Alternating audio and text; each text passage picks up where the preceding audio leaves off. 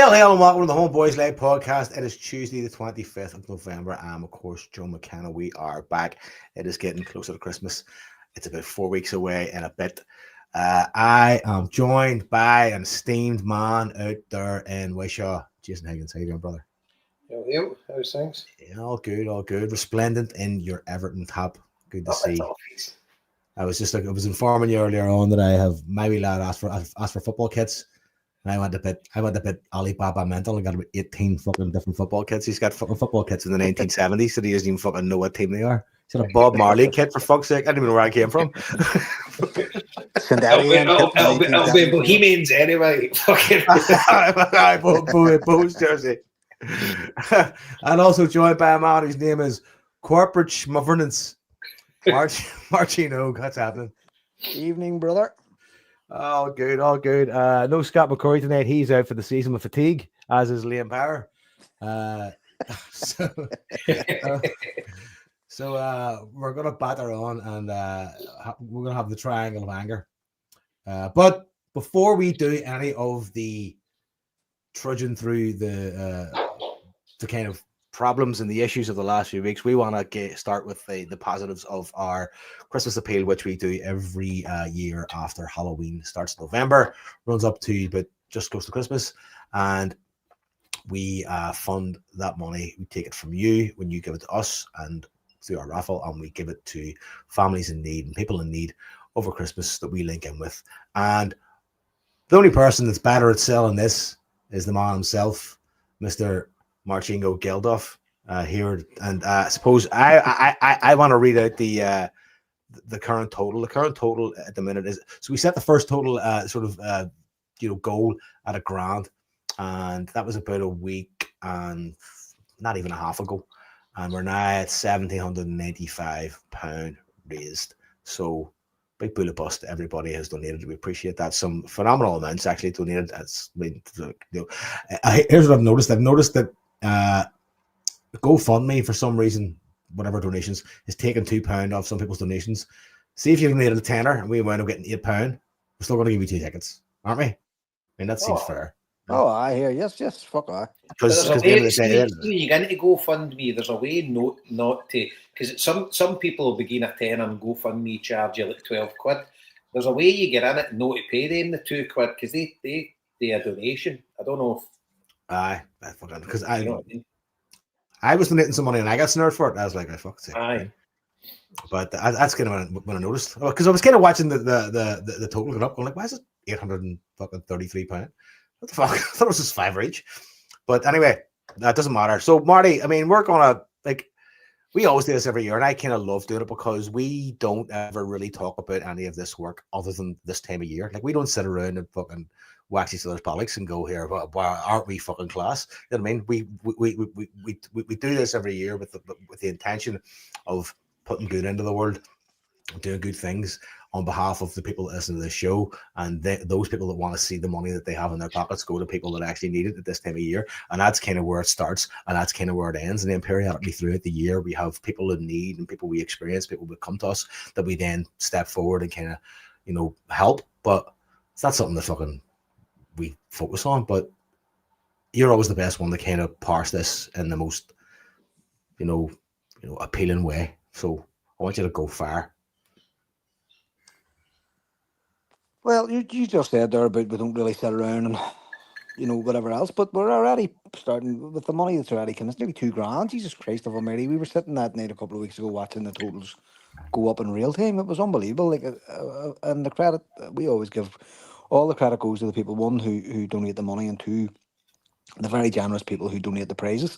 So I'm sure you'll go through the prizes, and already they're flying, and we're already starting to earmark money going out. Jason's already spoken to some of the groups involved with some of the anti-poverty stuff in Scotland. I was speaking to some people at the weekend as well.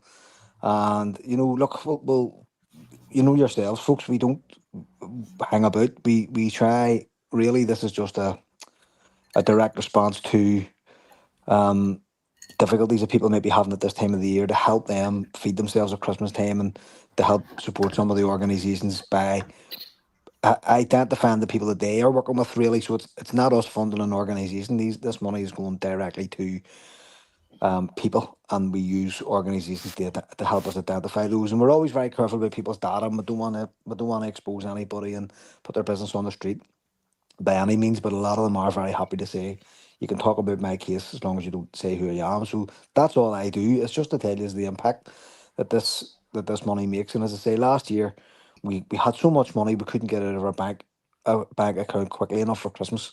We covered all the bases that we felt we needed to cover. Everybody who we needed to hit last year got their money last year, and we have more left over because of the generosity of the listeners of the Homeboys. We say it every year.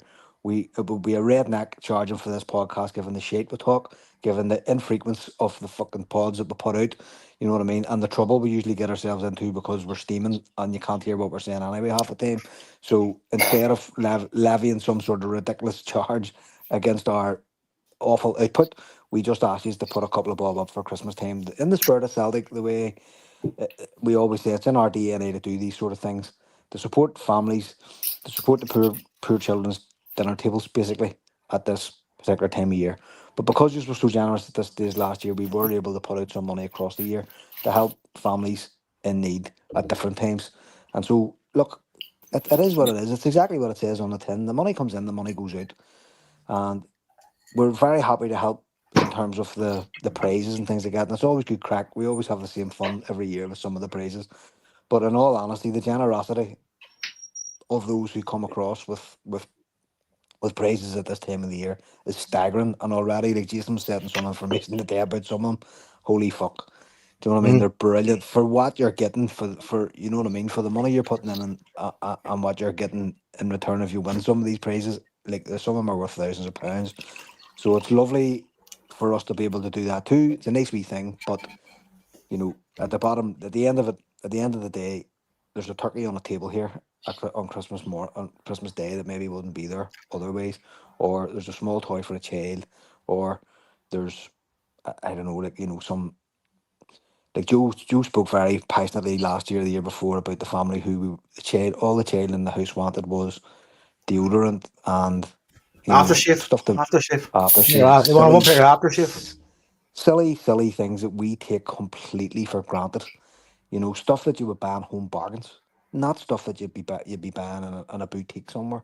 Like literally small stuff that makes a monumental difference to the life of a 14 or a 15-year-old boy, or maybe a 16 or 17-year-old girl who's maybe particular about their appearance or whatever their circumstances may be.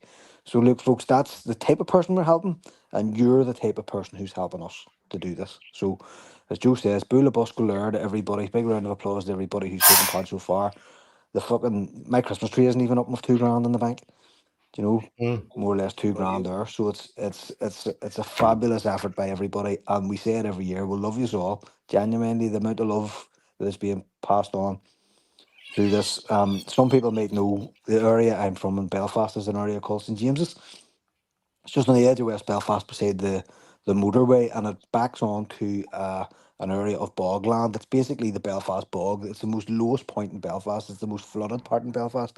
And at the bottom of our area, there was a patch of waste ground, which is actually a peace line. It's an interface between the Loyalist area facing it, and this ground would have been where we fought as kids with the other community across the way.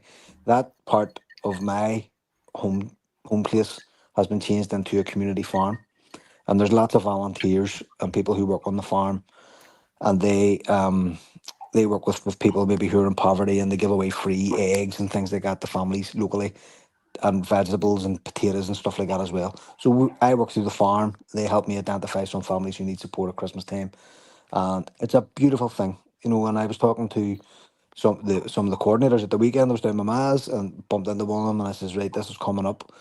And he just shook his head and he went, we need it. He says, we definitely need it. And he explained um the situation with one of his volunteers last year, who we were able to support. And he says, you've no idea the difference that made that girl's life. He says, and we added to the donation that you give us. He says, we did a whip round ourselves and put a bit of extra money in too. So it made a huge difference a week to go before Christmas, or a week and a half to go before Christmas. The volunteer was able to make sure that the Christmas day went off with a bang. So look, I don't need to labour the point anymore, folks. Yous are amazing, and we know what's coming. So get your ballots in, and good luck to everybody in the draw. You know we don't take a penny for it. No, not one bean. It comes through our bank account and goes straight out again. We share the information among ourselves so that everybody knows what's happening. If a group or an individual is proposed, we check it out ourselves as well. So it's not just Marty going off and giving out whatever. It's all done within the confines of the Homeboys. As I say, we're very protective over people's data and their position in life, and we would never want to expose anybody to ridicule or any of that, or perceived ridicule. We wouldn't be ridiculing anybody, but we're just very, very careful with things like that. So we ask you to trust us with your money, and I can assure you everything goes where it's supposed to go. So thank you all very much, and God bless us, and let's all have a very Merry Christmas. Phenomenal. And one of the ones to take you back to last year as well. Remember, my daughter, she identified there was a kid that was going to Motherwell games. It was turning up, it was freezing cold. They didn't even have a jacket, and his shoes were too wee for him and other. So we ended up contacting the school and got the boy's name, but obviously the school weren't too keen because there's loads of kids that are struggling. But she's seen this kid and she's like, this boy could be doing with some help. So remember, we got money and she went shopping, got him jeans, trainers, whatever, and they got him a ticket for the Motherwell game, and Ellie went and met him on the way in and gave him just a big bag of stuff. And the boy couldn't believe it. Stuff like that. People have got absolutely nothing, and it definitely makes a difference. And before we go into discussing about some prizes that we've got, we need to give a big shout out to the Marty Fashion. Every year produces the goods. And first of all, I want to say, whoever did the Homeboys, a massive congratulations to Marty and his wife on the birth of their new daughter, Ines Violante Cramsci, in Los Angeles, California. She was born yesterday. So I'm absolutely delighted, over the moon for Marty. And, Marty Cramsci. Aye, brilliant. And do you know the thing is, the door went yesterday. I went and got it. Said, when does that? You've been ordered. And I'm like, I don't know. And it just says Homeboys Christmas Appeal and obviously my address. So I opened it up and I'm like, what the fuck's this? Ellie, you need to tell me, what is the stuff again? It's called Goop. It's Gwyneth Paltrow's brand. So if you've got out there, we used it last year, and you can't generalise, right? Loads of guys might be into this stuff as well, but it's certainly not for him doing this podcast. Right? But, I think about a Goop. Aye. But I've never heard it before. We opened it up, and there's a box full of all sorts of stuff, cleansers, and Ellie, give me an example of some of the stuff that's in the box. This is like a beautiful assistant. All beauty products anyway, right? And Linda Googled it, and see for like one wee tiny tube, and there's tons of tubes and all sorts. One wee tiny tube's like 100 odd quid, Holy fuck. And we've got that to hand out to some rocket for that listens to this podcast. Marty Fashion rarely donates anything less than about. Oh, it's been Versace bags left, right, centre. Been flying out the door. You're not going to get Christmas socks off Marty Fashion. Big Michael won the Versace bag last year, didn't he? I think the year before it went to Dubai. Who won the big super Protestant fucking Illuminasaurus? Big Michael. Aye. I met him, and by the way, it was giving his wife at Christmas, right? And he actually done himself in because he was knitting out, and she's like, "Where are you going now?" "Oh, I need to go and meet Jason for tickets." And that, "Keep your fucking tickets." And all that. It was a clandestine meet for me to pass over the Mason Boyne bag. James gonna fucking the river the way home, was it? Fuck that. Josie would have been happy. The orange bag. Anyway. Aye. So, and always every year as well, the blessed John O'Farrell. The Celtic canvas art, that's been donated again as usual. So massive thanks. He's there and he's always there. And as I say, there's tons of other prizes. I've got them here. Yep. Kev always gets his assigned Celtic shirt as well. So we got Marty Fashion's Gwyneth Paltrow basket, or box, or whatever it is. Got 3 loaded fire sticks, 5 12-month TV subscriptions, a Helen Clark bespoke Celtic canvas, which is a Highland coup. And this one came in the night we launched it, right? Irish rebel band, the Coolies. This is the best thing I've ever heard in my life. Hear us. Irish rebel band, the Coolies, emailed us and said, we will offer a prize for your Christmas appeal, we will do a home gig for anybody that wins it. Well, a fully amplified, full-on rebel gig in your back garden, in your gaff, In your whatever. Get your gaff. fucking mates round, right? Full-on rebel gig in your gaff. If you win, And that, you that do one's this for the fiver. island of Ireland, isn't it? That one. Only in Ireland, but here's the thing, right? See if you even win that, right? And you live in Scotland, fucking give it to your mate's house. Find a mate with a big house, right? A big back garden, and go, fuck it, and then fly over and have a fucking night out with your mate. Make a weekend the of it. coolies come in for the fucking play rebel, mate. I Shout to the coolies. I burst out laughing when I heard that. Now, that is the fucking best praise in Irish history. It's so fucking useful, isn't it? Like, you just go, right, well, not my house, obviously. Somebody else's house.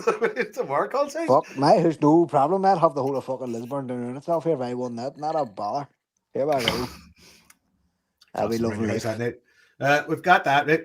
We've also got an Irish cafe, a green, white, and orange tricolour cafe from PJ McNamara from the West Bank.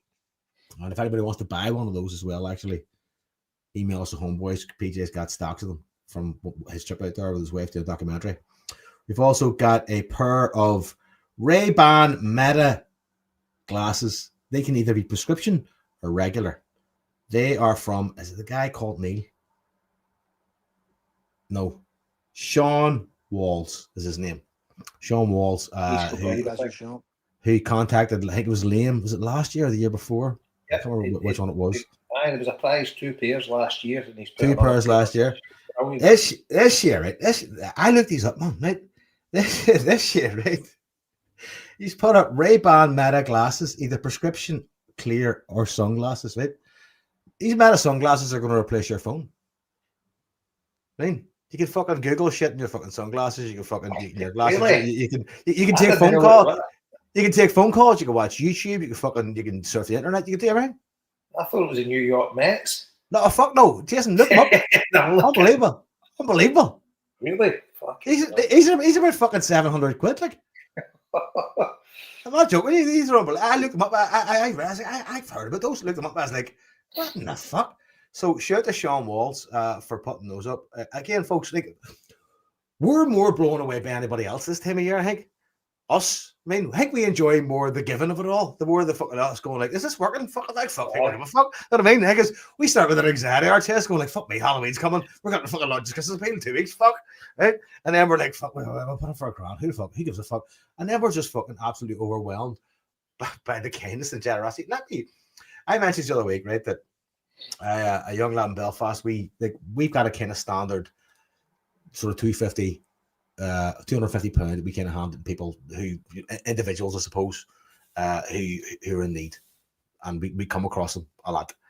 And one particular lad, last month, I'd met him. I've known him for a while, and I found out that he'd have a very difficult time. I found it from him, but he didn't really give me an awful lot about the story. I could tell on him, and then I spoke to a few other people, that know him, sort of in between me and the charity. And I got a very, very, very clear and sort of disturbing picture about how his life has been for the past while. And we just sort of provided £250 cash for him in a time of need, in a rough spot essentially. And he met me, and he just said, "What's up, bro, Cara? Hope you and your users are blessed. Listen, brother, I can't thank you enough. Swear to God. Ask, name redacted. I shed a few tears when he handed me that. I told him to take some back, but he wouldn't. Honestly, bro, you don't understand how much a big help that was. I was really broke. Just about to afford dog food. Never mind feed myself. So in the bottom of my heart, I thank you so much. Love you." There you go. That's what it means. Like, Absolutely brilliant. that's putting goodness in the world. That's what you're doing with the fucking single fiver put into this appeal. That's what we can achieve. Goodness in the world. So, because it's fucking crap enough at the best of times, so if we can spread a bit of cheer, fuck's sake. Up to the good cunts, to the good cunt things. Happy matters. Right. Well, that's all the happy stuff out there. Let's fucking go on the Celtic. Deep dive into the heart. This podcast is called Behave, so fucking behave. Right? But I've got a pre-arranged statement here if any start any of shite. yes, I'm just about to publish my results, so there'll be a 99.97 fucking approval rate for me here, so there will be. So fucking Kim Jong Un will be proud. Well, none of us have wealthy fathers who can write a statement, so we're reading Oh fuck all. fuck! So, I mean, where do we start? We start football or we start politicking when it comes to the whole fucking debacle? I think we just go straight into it because we'll talk about St Mirren. Well, Right, we well, can talk about let's St Mirren game in 5 minutes. right, well, let's develop a wee timeline then. So I suppose the last time we were on would have been early November, November 13th. Since that point, was the AGM the next thing that happened? That was in Who February. fucking knows? Where are we? Like, what the fuck? The AGM It's just been that. was November 21st, was it not? Ah, it Well, was. we'll just dive into the fucking AGM and the farce that was the AGM. So Scott has already done a separate one-on-one with the Green Brigade to really outline where their position is in terms of all of what's happening in the section at the minute and their kind of headbutt with the club and the way they're being treated and stuff like that. The Celtic Trust have released a statement tonight about their attitude towards what happened at the AGM and putting down in factual terms what they actually tried to do and were stopped from doing. They've written to the company secretary and asked for an explanation. And apparently she wasn't even there. If I read the statement right, the company secretary wasn't fucking there. Which to me sounds insane. Like when you're talking about corporate governance and all the things that we've been hitting with, it's like they just don't give a fuck. Do you know what I mean? It's an unbelievable way to run a company, never mind a football club. But the AGM, nobody has. So the Celtic put out the statement after the AGM to say that basically it was infiltrated by the Green Brigade and 40 members disrupted it. The footage and the photographs that I saw from the AGM is very disturbing because the average age of the Green Brigade seems to have jumped by about 50 fucking years because everybody in the photographs and everybody that I saw in the videos were from either 60 years or older, holding up red cards and chanting whatever, sack the board. It was all old people to me. So that letter, that another Celtic missive, completely misreading the room and continuing this condescending, utterly farcical tone that they have done from the summertime. You know, they're digging into their trenches and they're not coming out. And Ross Desmond has no role at Celtic whatsoever. He is the son of a principal shareholder, not the principal shareholder. His dad only owns 30% of the club. So 70% of our club is not owned by his fucking dad. And yet he thought he could rock up the RAGM where my interests are supposed to be looked after as a shareholder and insult me and insult all my friends who support Celtic. It's just a disgrace. And every argument we can all get into arguments about the Green Brigade and their behaviour. You can all get into arguments about the Celtic Trust and whatever they have done. That's no bother. But they aren't Celtic Football Club PLC. These dickheads up on the table are Celtic Football Club PLC. So you had a pre-prepared statement from Peter Lawwell. So he was ready to pull the trigger after Ross Desmond finished his speech. Ross Desmond wasn't given a chance to finish his speech. Ross Desmond should not have had a fucking speech at all. He has no role at the club. He is not an executive director. He's not on the board. What the fuck do they think they're doing? Like, who do they think they are? Like, and I'm always arguing on here. We are customers. They look on us as customers. What the fuck sort of way is that to treat your customers? It's unbelievable. Like, it's shocking that the club would behave that way. Jeanette Finlay in the Celtic Trust statement has very clearly clarified what she was doing. So she approached the board to ask, to request on behalf of the shareholders that she represents, which is me, by the way. I have proxied my shares into the trust. So Jeanette's there looking after my interests, to set the videos aside because there was only a limit. So they put these corporate videos on at the start every year. They started doing it kind of in Strachan's time because they were getting so much grief from the floor. It was a way of basically putting the corporate position over quickly, but also sort of fucking killing a bit of time. So Jeanette was trying to ask the board to set aside the videos they allow more time for shareholders to ask questions, which is a perfectly reasonable suggestion. There's nothing unreasonable about that. And when she did that, my understanding is the board lit on her and accused her of storming the stage or something like that. And like it's genuinely unbelievable. I don't use that term. I couldn't believe it. It's unbelievable. To my understanding, Marty, What did they not cut her mic? this is the point that they tried to say that she was trying to take over the meeting, where she wasn't. She was putting forward a perfectly reasonable request, which they were perfectly within their rights to reject. They could have said, no, we want to show these videos for ABC reason. And Jeanette would have went, well, that's okay, but we would prefer that we have a lot of questions here. It's a time limited event, and therefore we don't think corporate videos are the way to go about this. I mean, it's perfectly reasonable. There's nothing unreasonable about what Jeanette did at all. She's representative of hundreds of thousands worth of shares in the company. But She's got isn't my it? two and a half thousand shares. You know Isn't what I how mean? general meetings are supposed to work? Aren't they supposed to be a certain level of decorum and a certain a process where you can bring these things up? The board are supposed to be there to make themselves available to the shareholders. Yep, to That facilitate the they meeting for the shareholders. correct. So shareholders have a right to question the board about board behaviour on things like remuneration. So the fact that Peter Lawwell takes about 3 times my wages out of Celtic Park every year, and Michael Nicholson is paid close to £1 million a year every year, no matter if Celtic do good or do bad or do fucking ugly, they get paid. So it's things like that. It's things like where does this come from? It's things like promoting from within. And I mean, that's a real problem for corporations. Like, it's a real issue. And you'll always see, like, if you look at the companies in America and stuff like that, the shareholders watch out for stuff like that, like hawks. You know, inappropriate people being put into positions just because their faces fit. And then all of a sudden, the fucking the share price nosedives because they don't know what they're doing. I'm not saying that's the case with Michael Nicholson. My point is, shareholders should be allowed to fucking ask questions at an AGM. So the spark for the abandonment of the AGM was not anything the crowd did, was not anything the shareholders did. The spark for the abandonment of the AGM was Ross Desmond, who used the opportunity to insult Celtic fans, which is exactly what he did. And Peter Lawwell, who was sitting beside him, was armed and ready with his abandonment statement to call the meeting to a halt.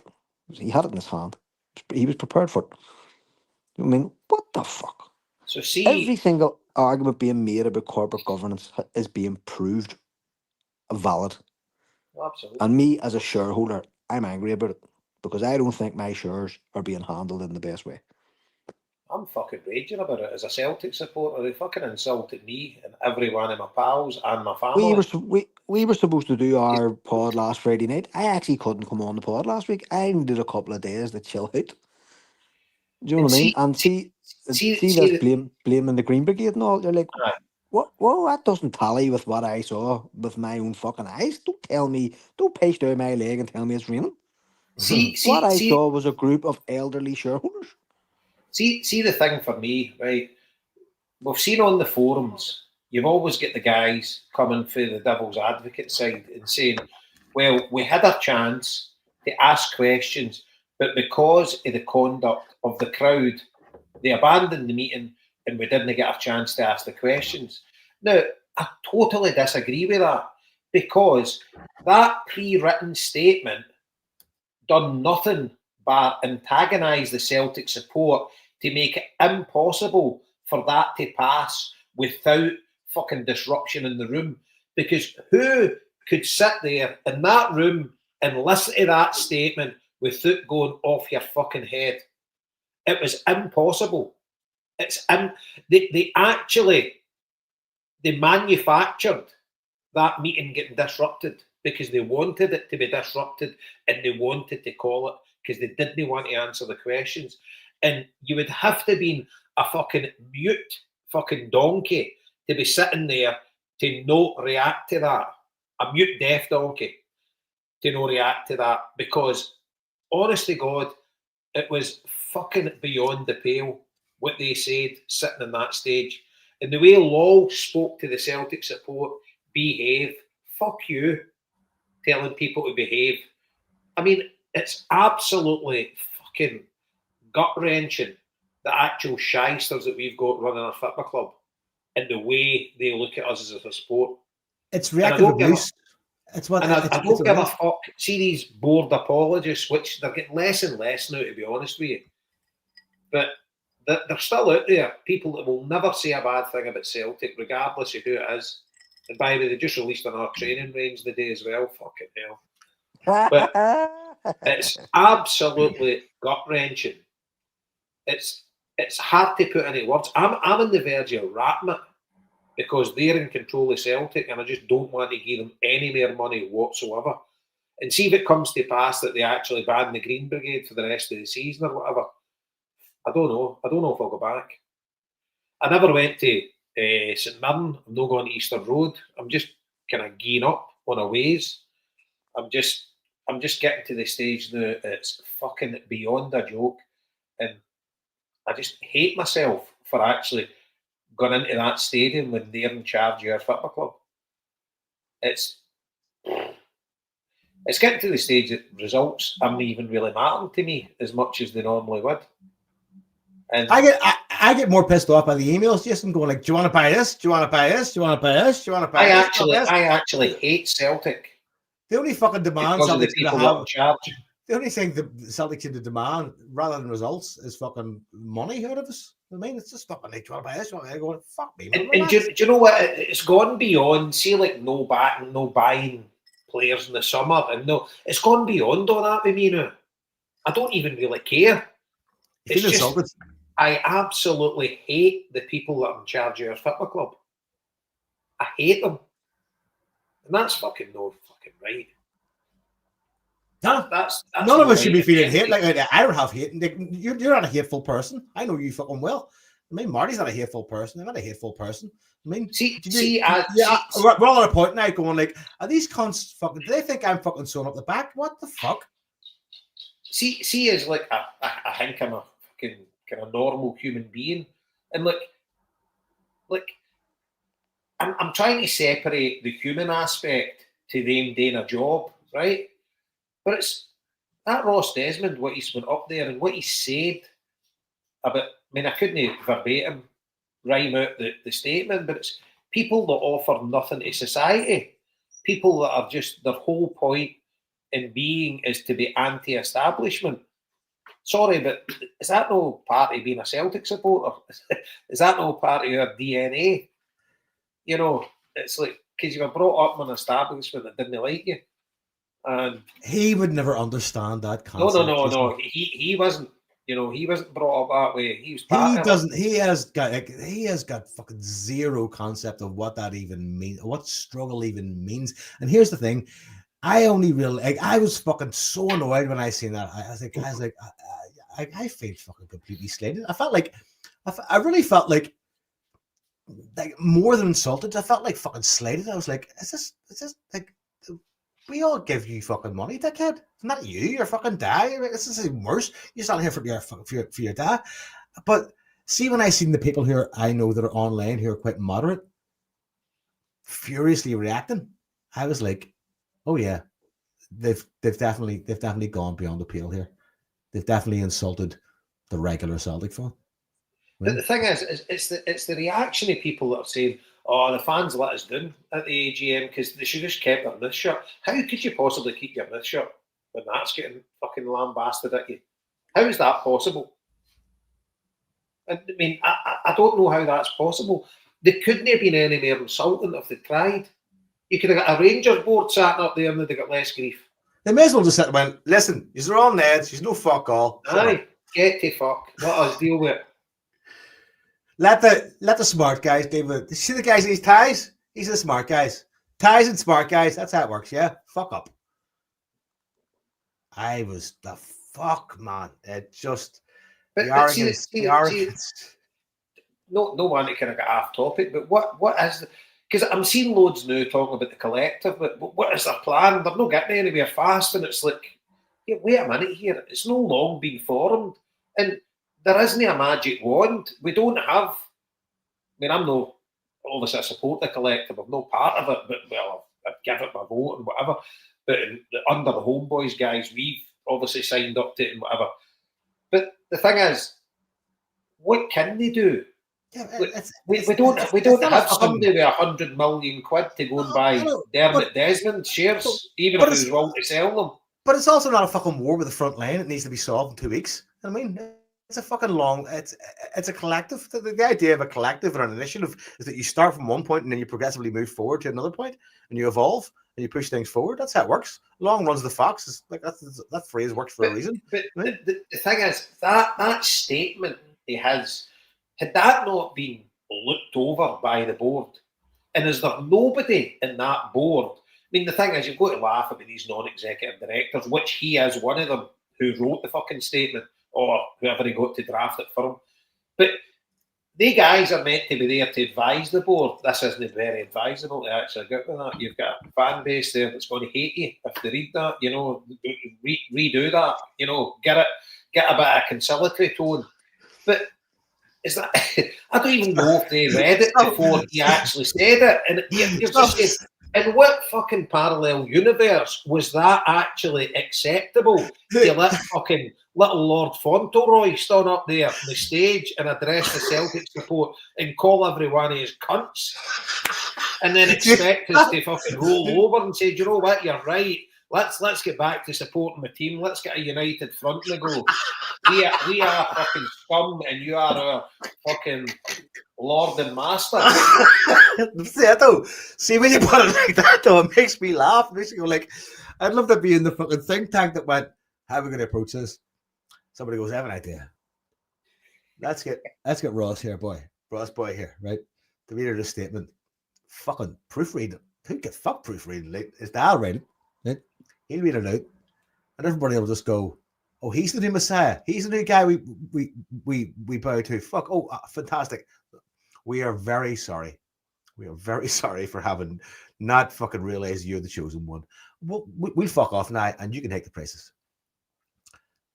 And I doubt that happened. I say they sat and went, provoke these cunts. Turn it into a mayhem. And you know what to do? It's a reactive abuse kind of tactic. It's basically provoke somebody into an abusive reaction and then point at their reaction and go, see? Gaslighting.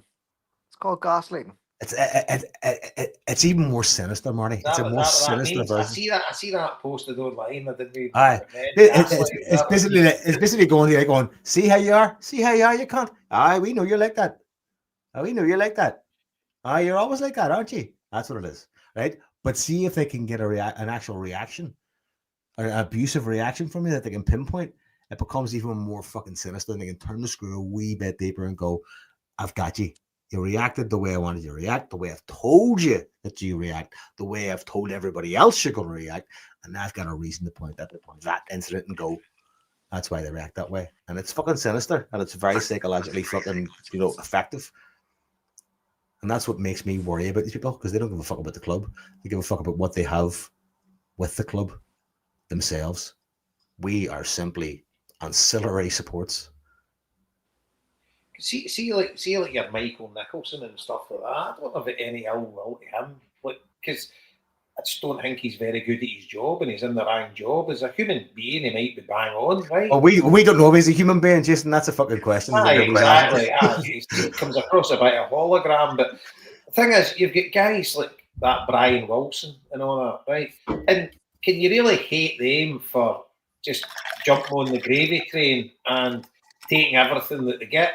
Well, probably because they don't have any Celtic motivations within them to actually make the club better, because they're no use at whatever they're meant to be doing.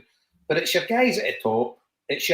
And by the way, I know he's there as a chairman now, but he's still obviously pulling strings. Peter Law, he's took multi-millions out of Celtic over the years, and he just treats us with disdain.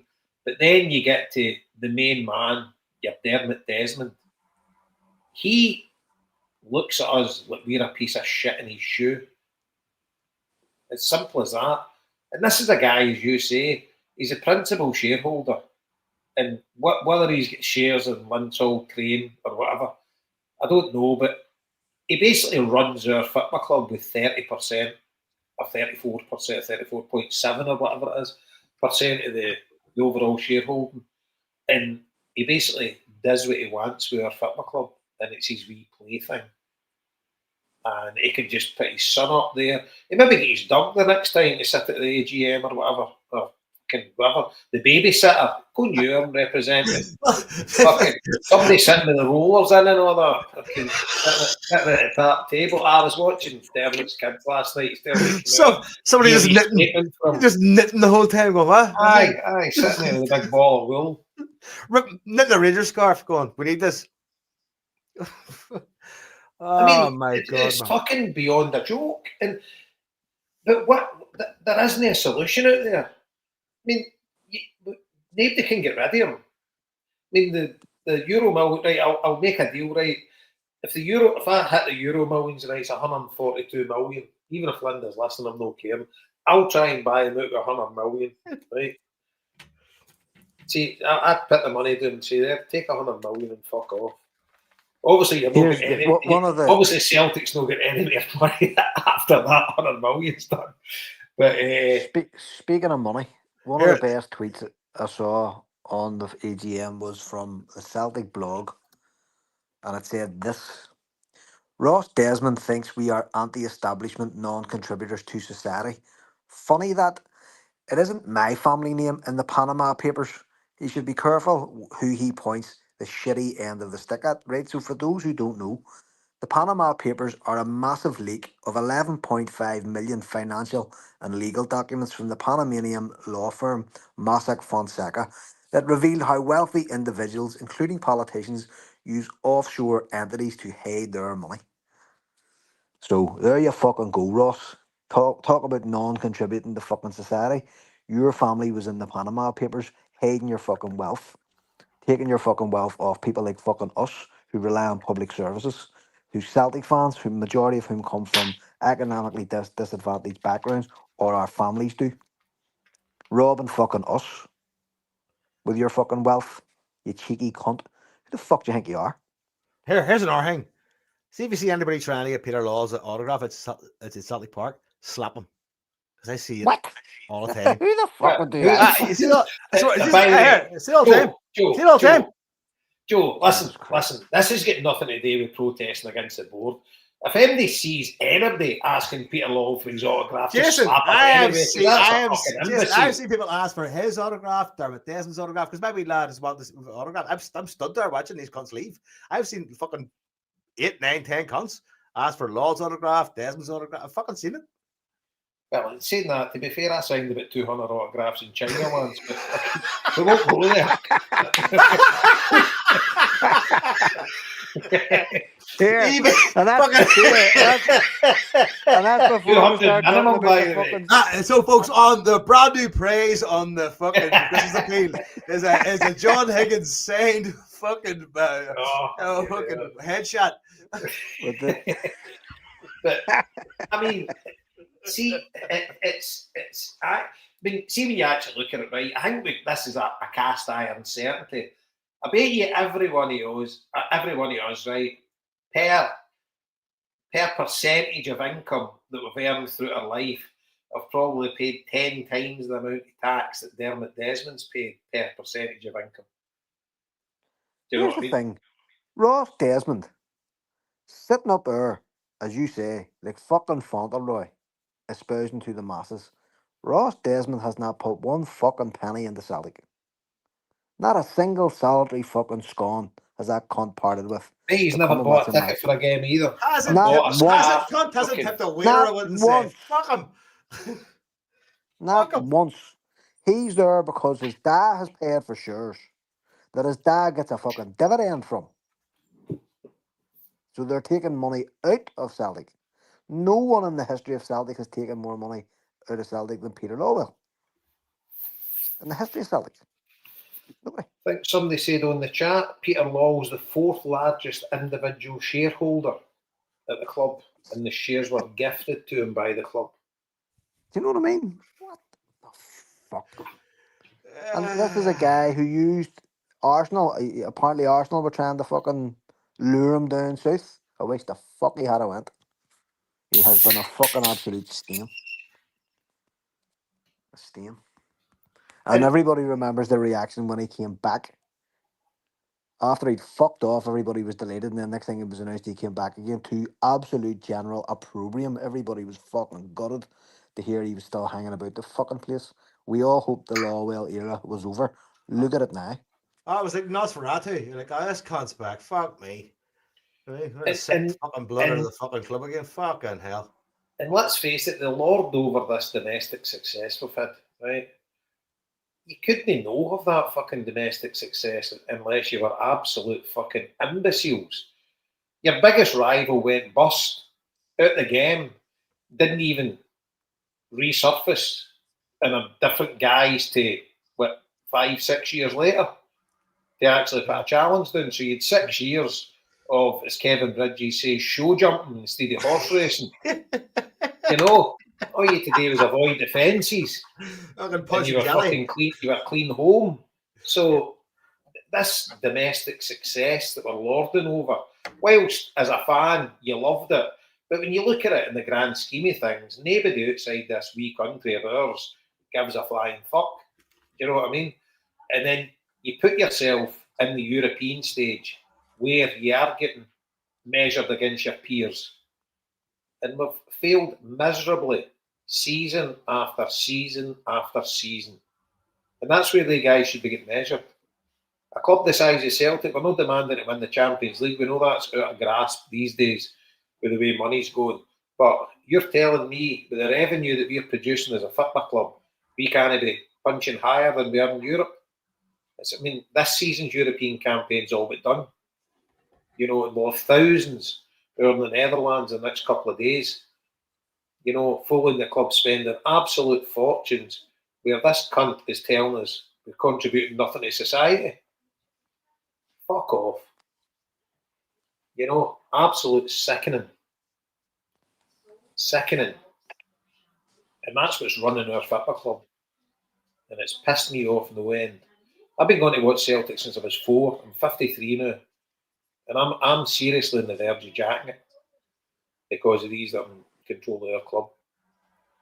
And it's And see the two right. So take all that as I want to granted. twirl.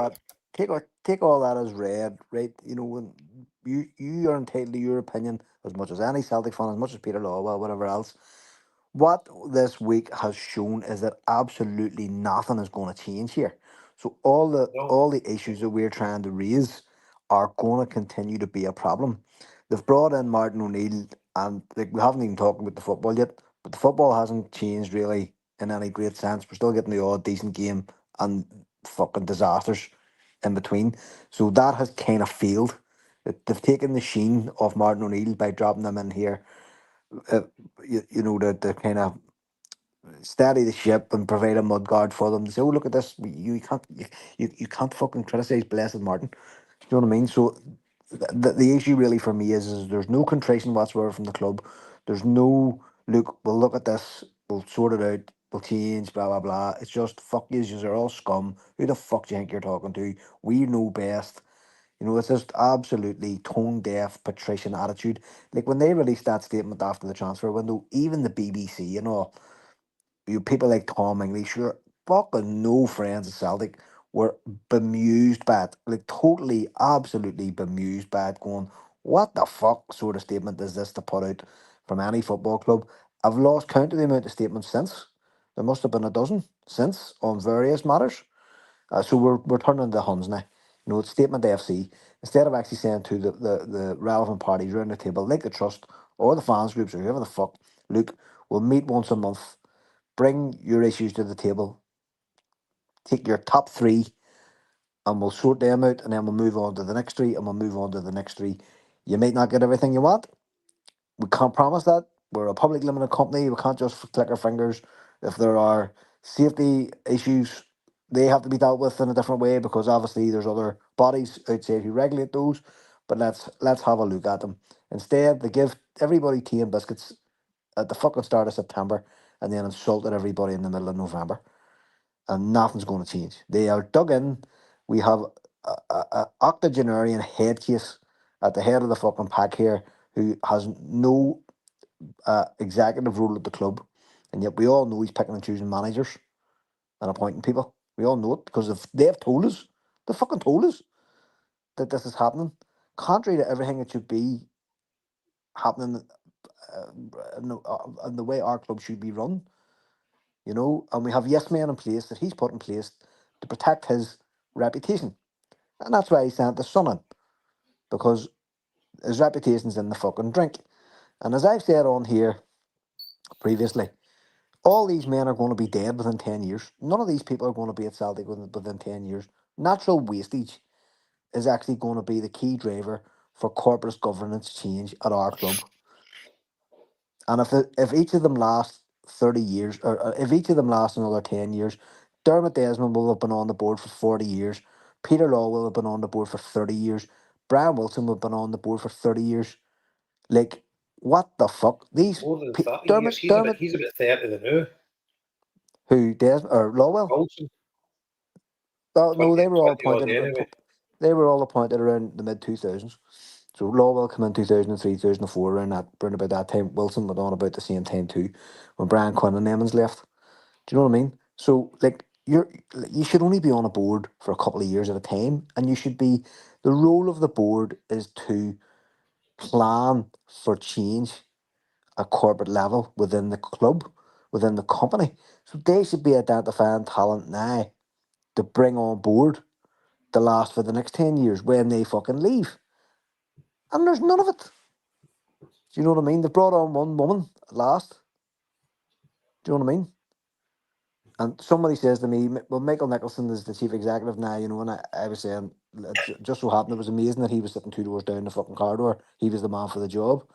And someone says to me, well, Michael Nicholson's been involved in every transfer deal since whatever, 2012. And I says, I know he's supposed to be. He's a fucking lawyer. He's there to write the contracts. And he's there to make sure that everything's signed, sealed and delivered. He has, what the fuck, like, if Michael Nicholson rocked up to my door, who would know him? Do you know what I mean? So he's not there to attract talent, because half the Celtic fans couldn't pick him out of a 2-man lineup. So he's not going out to do the deals in terms of attracting top class players. In this transfer window, our manager had to go out and get a fucking striker in after the transfer window had closed because of this mismanagement of the board in their dealings with our transfers. And that's being lost. That's what's annoying me. Like all this hullabaloo about what's going on around this and what's going on about that and fan safety and the AGM, blah, blah. People are actually forgetting how we got to this point. And it was the board over years being absolutely fucking useless in the transfer market. Now, I'm sure there's loads of reasons behind that, many of which probably can't be discussed publicly. That's fine. I have no problem with that. What the fuck are you doing about it? What are you doing about it? What is the strategy here? Right, we've worked out this doesn't work anymore. We can't attract this level of player and blah, blah, blah. And what I laughed about last week, I said, do you know, it's really lucky that we have such a top class youth system. Whereas if we fail in the transfer window, we've got talent at home. Our youth system is a fucking joke. It is a joke to the fucking point where I've actually been saying we should get rid of it. And we can't because it's a UEFA requirement. We have to have it. And it's a fucking joke.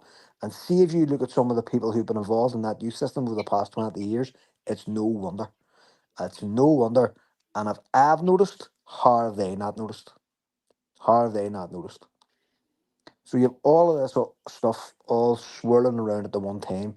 And instead of the board actually going, do you know what, let's have a forward thinking look at this and see, let's plan for the next 30 years when I'm not here. Because I won't be here in 30 years, I'll be fucking dead, which most of them will be. What's the club going to look like? And we have no fucking idea. No idea. Absolutely none. And if all Lemons died, tomorrow if the fucking COVID came back and they all caught COVID and fucking keeled over and died, we'd be left with Ross fucking Desmond. Imagine that. Imagine that. Been a lot of deaths in the last couple of minutes. People dying. What's that? But here, I'm a man of advancing years myself. I'm not a wee lad. I'm not fucking in the section jumping up and down like a balloon. I'm nearly 50. You fucking hear one and you pray every day. Fuck me, relax. How many times have we sat here saying, you know, the next transfer window will be fucking soon because we've got this and we've got that, and this can happen and that can happen. And the next transfer window rolls around and we're all turning our fucking hair at the end of it. And the board have actually stated that their transfer policy is to wait until the end of the transfer window because they think they get better value. How fucking stupid is that?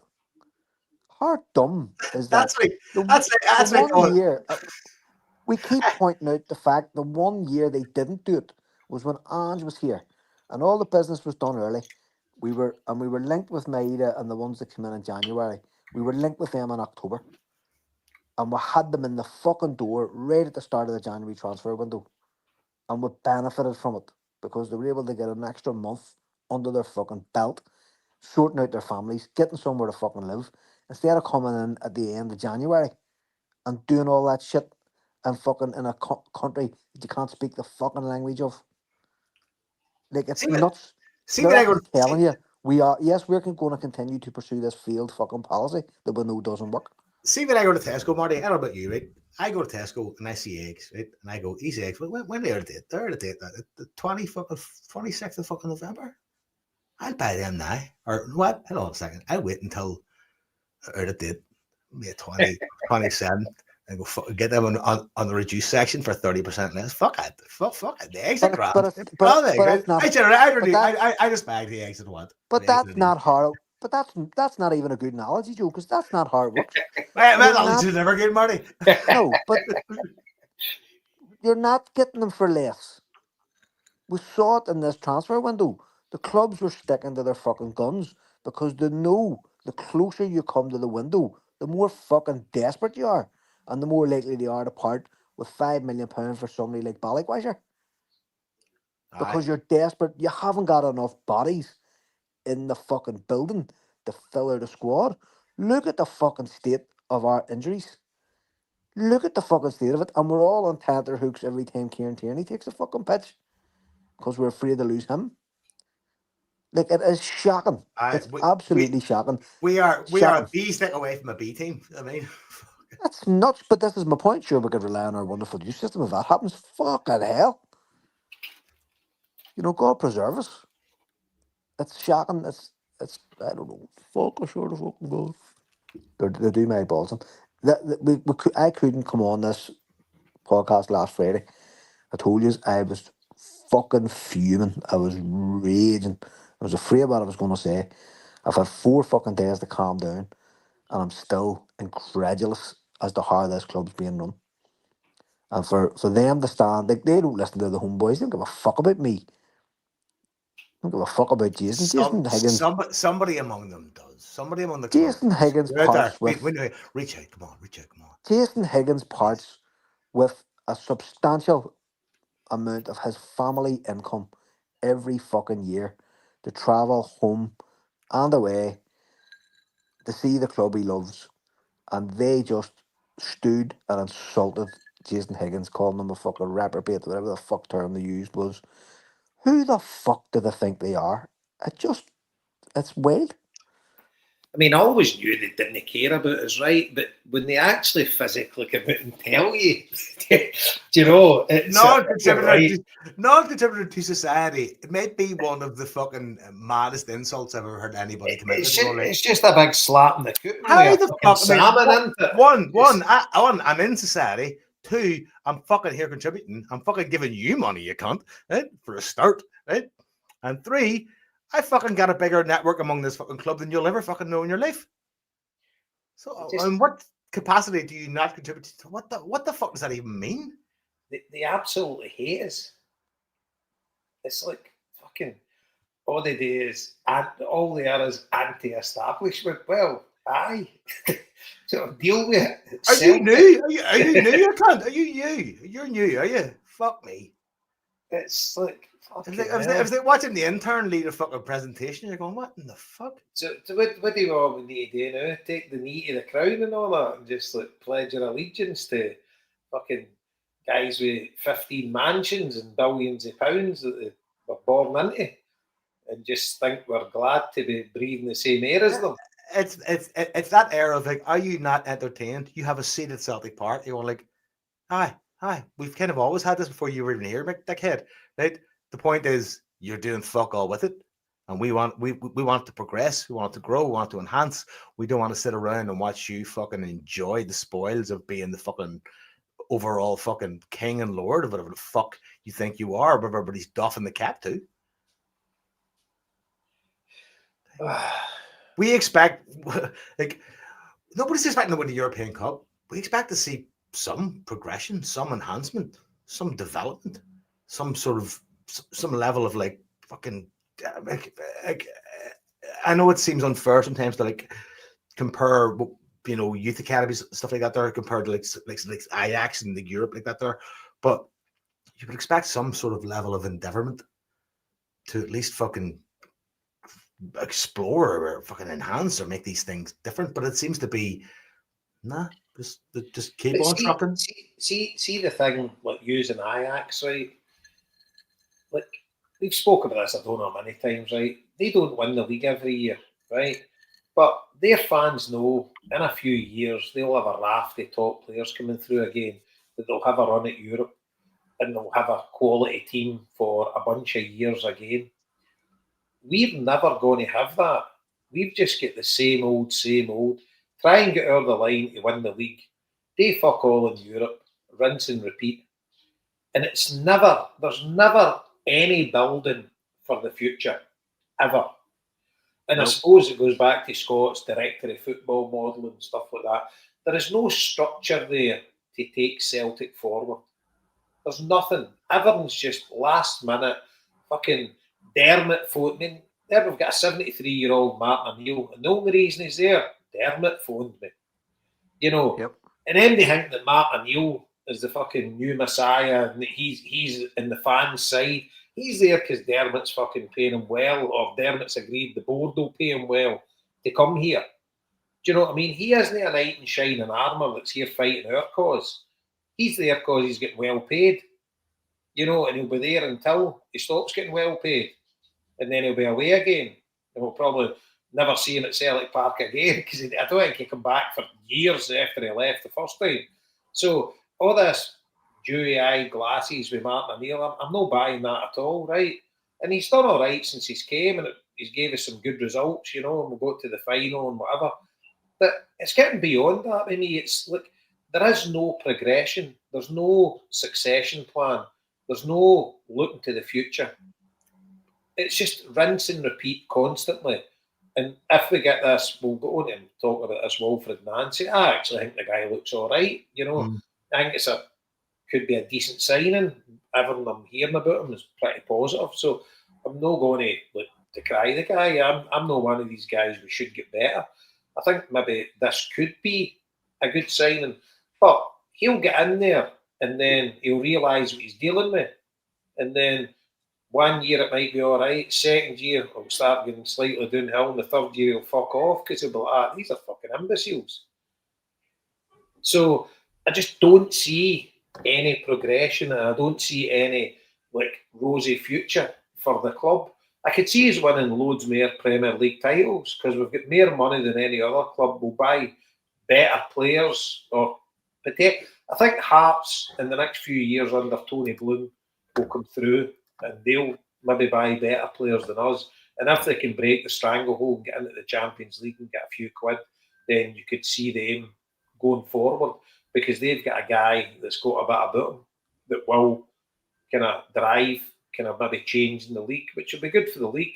But whether we can be a challenge to it, the only reason we would be a challenge to it is because we've got more money, we've got a bigger crowd, we've got a mad fan base that ploughs money into the club, which we're only doing just now because we're obviously protesting against the board. So unless they do something drastic, and this is going to come down to Dermot Desmond because he's the guy that's got to actually read the room. He's the guy that has got control, which he shouldn't have, but he has. So he's got to modernise the boardroom. And I don't think he's got it in his locker to do it, or I think he's too stubborn and he'll just pull rank and he'll say, fuck them, I'm not doing what they want me to do, I'll do what I want to do. And it won't end well. So I don't see any way out of this, to be honest with you. And with the greatest intentions of the Celtic collective, we can, as a group, the Celtic fan base, you'll never get 100% support. You'll get a lot of the fans behind you. But unless you can find a knight in shining armour that's willing to put their money up, to step up and try and buy him out, or, I don't know, buy summies. I don't actually know. But you need somebody in there with a bit of vision that's going to change the way the club's ran and the way we're operating. And so it needs dramatic changes, because I think the cat's out the bag now with fans about the European disasters year after year. It's apparent to loads now, and people aren't willing to just accept winning the league, even winning trebles, and then getting bombed out of Europe and doing nothing in Europe and just a laughing stock. Because I've got loads of mates in England that follow Everton and stuff like that, and they obviously take the piss out of me, but they're like, it's fucking Conference League standard up there. And when you look at it in Europe, you can't really argue with them. We're at a par with the League of Ireland in Europe. Probably no better. Slightly better, but no much. And that's like... I would fancy any League of Ireland team to beat any team beyond us. Honestly, and it's happened already. It's just happened over the last couple of seasons. I think the summer football's got a lot to do with that as well, Marty. But your point stands. It does indeed, but they're professional clubs. So on their day, I would fancy any League of Ireland team, no problem, against any SBL team. It's the whole Scottish football firmament is fucked. I don't really give a fuck about it. I'm not Scottish, so I don't care. I only care about Celtic. I only want to see us. I've heard people saying, we've done a generation of domination and we've got domestic success, right dead on. But where are we in Europe? We see ourselves as a European club. Our European coefficient is a disgrace. There we were humped again the other week against a minnow like Midtjylland, which 90% of football fans wouldn't probably have never seen Midtjylland play ever. Do you know what I mean? And yet we have a European Cup in the fucking cupboard. It's just wild. It's absolutely wild. And it's like that attitude, it's a know your place attitude coming from the stage. And it tells me that they're happy with that. They're not ambitious enough, to change. They want to change. We're sitting with 70, 80 million in the bank. That's because of Brendan Rodgers, and they've chased him. That money's there because of him, because he was able to get us into Europe with a team that he built and motivated and organised and managed to get the results through. And he's gone. And half of Celtic fans are blaming Brendan Rodgers, calling him a rat again and fucking whatever else. I have no problem with Brendan Rodgers. I think Brendan Rodgers was a great manager for us and wanted better for us. And he knew that he wasn't going to get better from us. He went, no, it is, fuck us. I'm wasting my fucking time. And he said it over the summer publicly. I'm not here to dominate domestically. A fucking gonad could, in a fucking tracksuit, could dominate Scotland domestically, given the money we have. Of the two things, one, a half decent fucking squad and a half decent board, we could dominate forever because we've got an inbuilt advantage over everyone in the league. But where are we in Europe? Fucking nowhere. Nobody. His message essentially was like at that point, like, I mean, if you want someone to keep running this course, like a her, I'm not the guy. Yeah, he said it out loud. And the thing is, I totally get that, right? But he wasn't blameless, right? So I'm not getting into the Scott's going to do a pod where we'll discuss Brendan Rodgers, and I'll put my point across there, right? But you make a valid point, and you're right what you say there, but I still don't think he was the guy to lead us forward. But I didn't disagree with what he said, and that's all well and good. But I reckon after 2 years, he's ran his race, and it was just an absolute disaster, and he had to go. But again, that gets the board off the hook for a certain period of time. So Brendan Rodgers was bye-bye bad man. Statement comes out with Brendan Rodgers. Brendan Rodgers leaves. Who's the bad man now? Oh, let's get the Green Brigade. They'll do. There was a wee bit of kerfuffle with a steward or a police or something like that. Let's ban them now, because we'll get the board faithfuls on board, and that will. And then they've realised they've just, well, they probably haven't realised, but they've just created a fucking monster now, and it's all over the place. But they need somebody to blame. I think initially Brendan Rodgers got off scot-free because everybody was thinking to the board, and then the fans turned on Brendan Rodgers, whereas it was a bit of both. But to your point, a manager really can't succeed when he's got a board like that on top of them. I still don't think he was the man in hindsight, which I did during his tenure, but then at the end it was totally toxic. But that toxicity was born primarily for the board. So you have got a point, Martin. I do agree with you there. And the new manager comes in, it'll probably be good to start with because he'll probably be a yes man, he'll be in the job. And although he doesn't come across as a yes man, but he did with Montreal and stuff like that, and he jacked the job in because he wasn't getting supported. But obviously comes into a new job, he's trying to make a good impression, whatever, but the best impression he can make is win games. If he starts winning a load of games and the fans get behind him, then maybe he'll be a bit, but obviously he'll learn quite soon, but he'll be working with two hands tied behind his back probably with this crowd. So I don't really know what the future is for Celtic with this board in place, because they just don't fill me with any confidence whatsoever. In fact, they fill me with terror.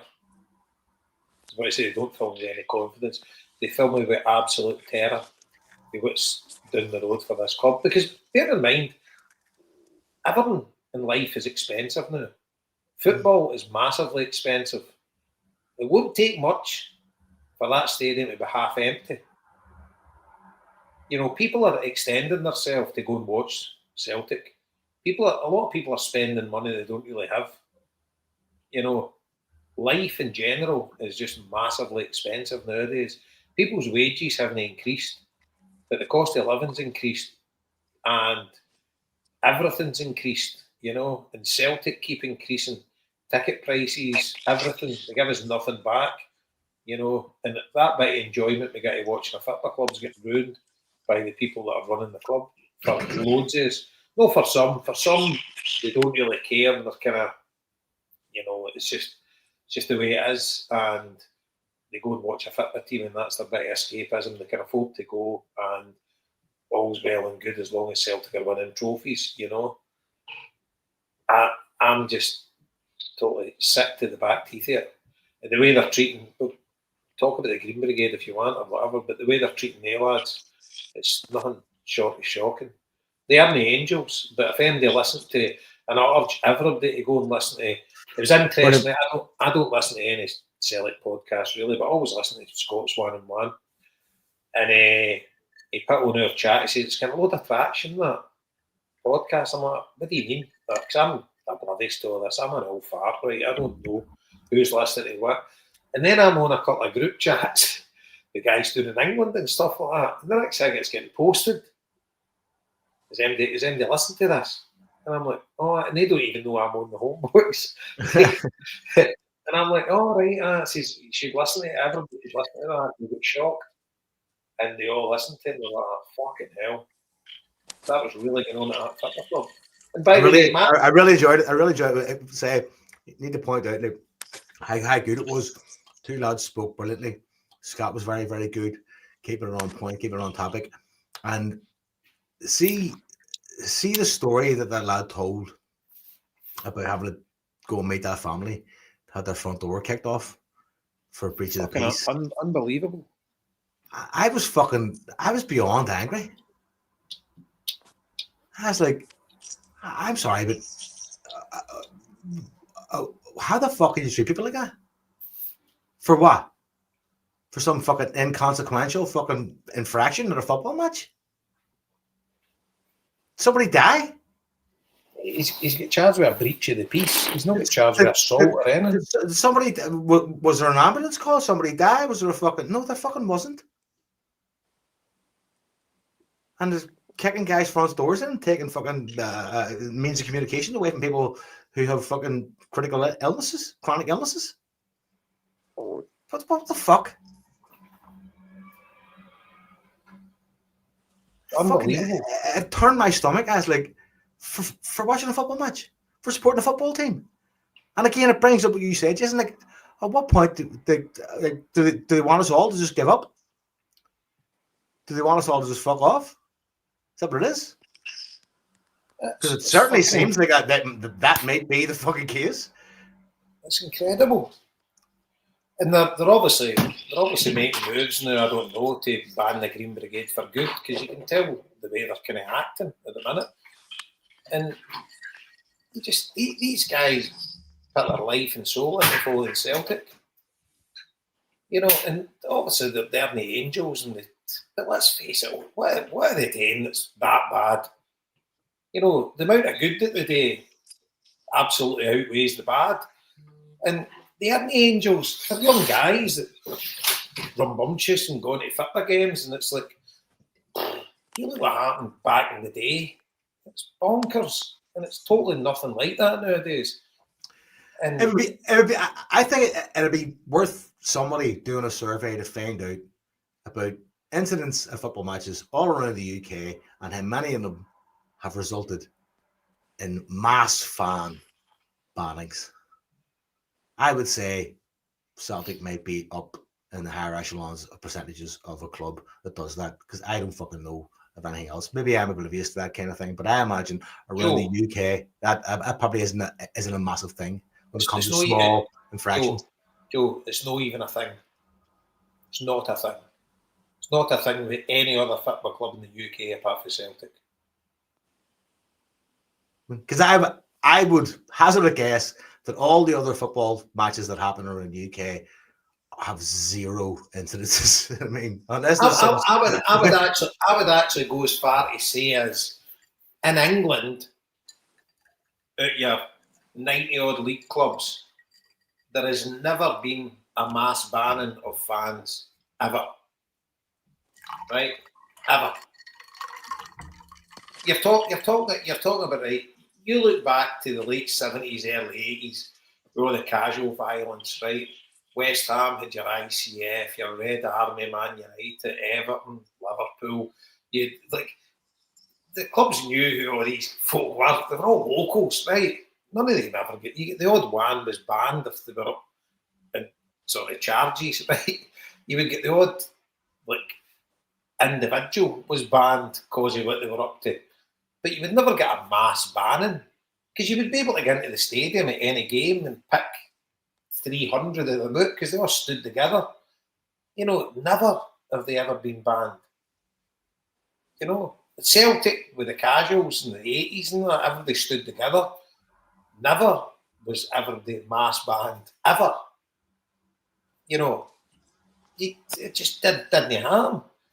So nowadays, you know where everybody sits, everybody's got their sections. I don't know if the Rangers ultras have been. I don't think they have.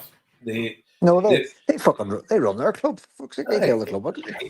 I don't know if Motherwell have maybe banned their ultras, maybe one game. I don't know. You need to get the ultra guys on to talk about this. But Celtic's done it on several occasions. They've banned them for the stadium. And at the one time earlier on in the season, whereas there was a massive incident outside, but obviously they spoke about it in Scott's podcast, there was a massive incident outside the London Road Social Club where the police kettled fans, not just ultras, there was kids there and everything, for 6-7 hours. Didn't let them go to the toilet, didn't let them get a drink of water. Totally against people's civil liberties. And the guy that brought water up, and they wouldn't let him give the water because they said water. But what did Celtic Football Club do for that to protect their own fans? Nothing. Fuck off. But they're happy to jump in with the police to persecute our own fans. And with Celtic getting guys for the police into these roles of stadium, I don't know what the roles are. I know. You know that it doesn't necessarily make sense, but it's a good fit. But the problem is when they start to kind of preach, "Oh, these guys are impartial." Fuck me, mate. We've all worked in fucking big companies. We've all worked in public sector things. We know fucking people aren't impartial. That's just because of policing. They're not impartial. You can't just go from the police into a fucking private job and think you're not going to network with other people for information. We're not daft. People know that's happening, right? So whether it's clear collusion or whether it's clear collaboration doesn't make a difference, right? What makes a difference is that the connection's there, and people are going to be targeted because of the information that's moved through those connections. People aren't fucking stupid, and it's sickening because it's so subtle and sinister and underhanded. I know, but it's just, I mean, what do you do with this? Because they are not interested in backing up their own support. They're not interested because they disagree with loads of things that the ultras do. They've just took a stand that fuck them. They hope they get fucking done at all turns, and they're willing to. I mean, they're talking about Celtic losing their license, their stadium license, and stuff like that. For what? I mean, what things happen in other football grounds across the UK that the club doesn't go in the big hullabaloo about? What actually happened? And they've still never showed a video of anything that actually happened, apart from people rushing to an exit. What's actually happened? I mean, there's three sides to every story. There's one side, the other side, and then the truth. So, but nobody's been charged with anything. But the Green Brigade have been hung, drawn, and quartered already, and it's just the club basically hate their support. Okay, the guys that run the club hate the support, and they'll come out and say, "Oh, we don't." The ones that behave and all, fuck off. What about your Celtic family? We're all together. Fucking load of shit. But I mean, the thing is, I'm not in the Green Brigade. I don't have any beef with what. I don't know what happened there, but I would hazard a guess that know very much, which has been made into an absolute mountain. And can give them the right to reply, listen to the HomeBhoys, jump on, get one of the board members on here, get a blather with us. No bother, you're more than welcome. I don't hate you as a human being, but I hate your stance that you've got with the club. But way more chance of getting Brian McClure back. But I just right, anyway, we've spent enough on this. What's next? Aye. Go on to the football. St Mirren. I was finish I was at Mirren. Nobody was there.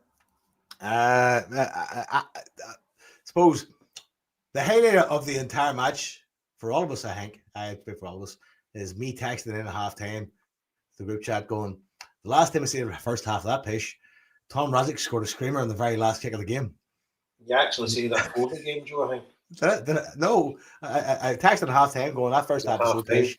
For so patient, the last time I seen something that bad, Tom Razic scored a screamer from outside the box. Let's check out the game. Aye, your mate fucking from Vancouver was there. That's right, Gary was there from Vancouver, and ironically, big mate Martin's coming next week, so he'll be at the game as a Falkirk game next week. So Joe Stradamus, the pod as well. Joe Stradamus didn't put that money on Paddy Power, of course, but I mean, fucking, it was a terrible game of football, I thought. Oh, brutal.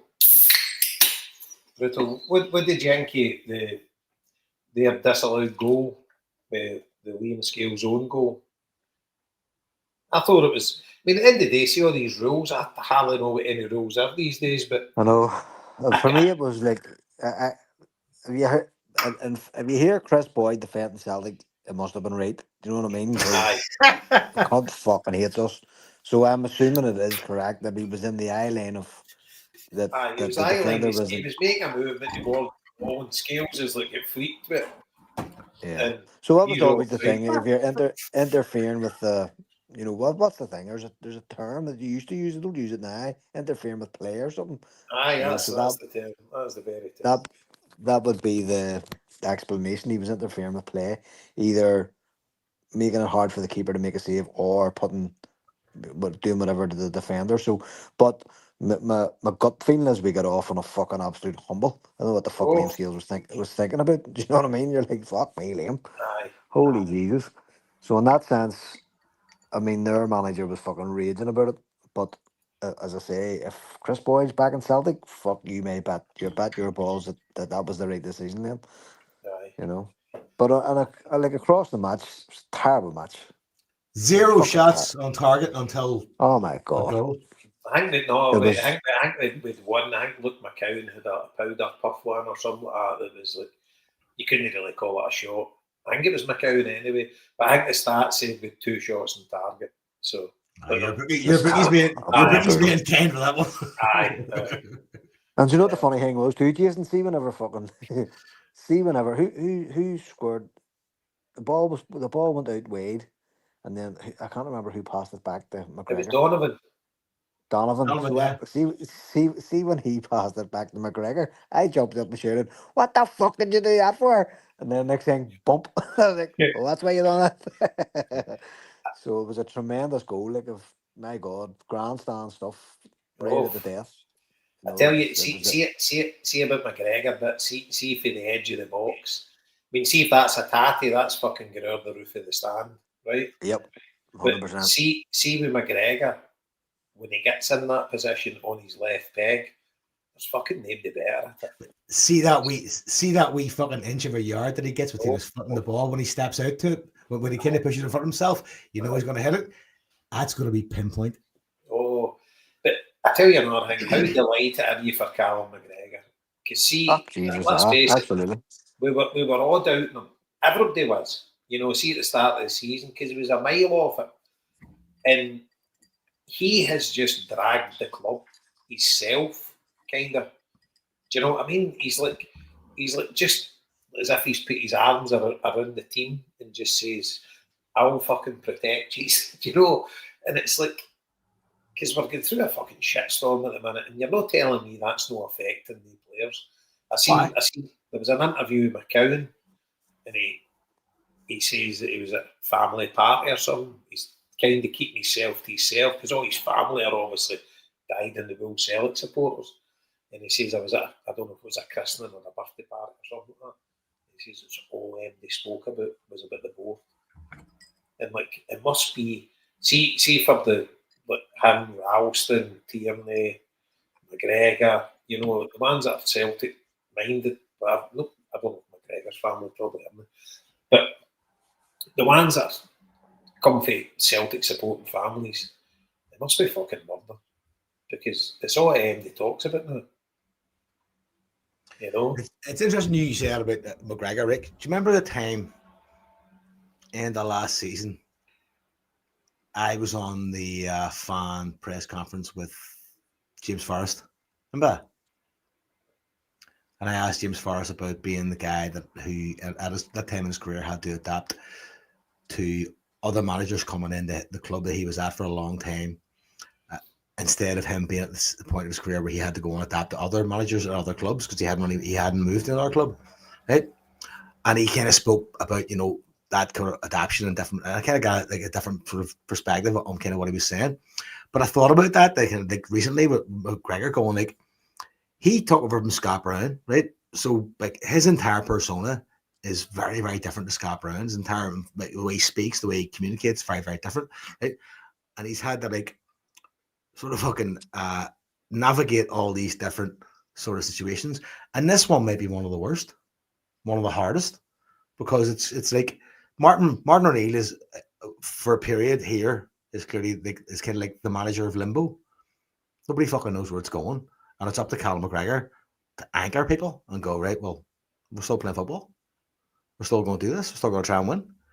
And that was against St Mirren to do that. Really, like you said, is fucking fair play to him, because that's fucking like doing your job never looked as good.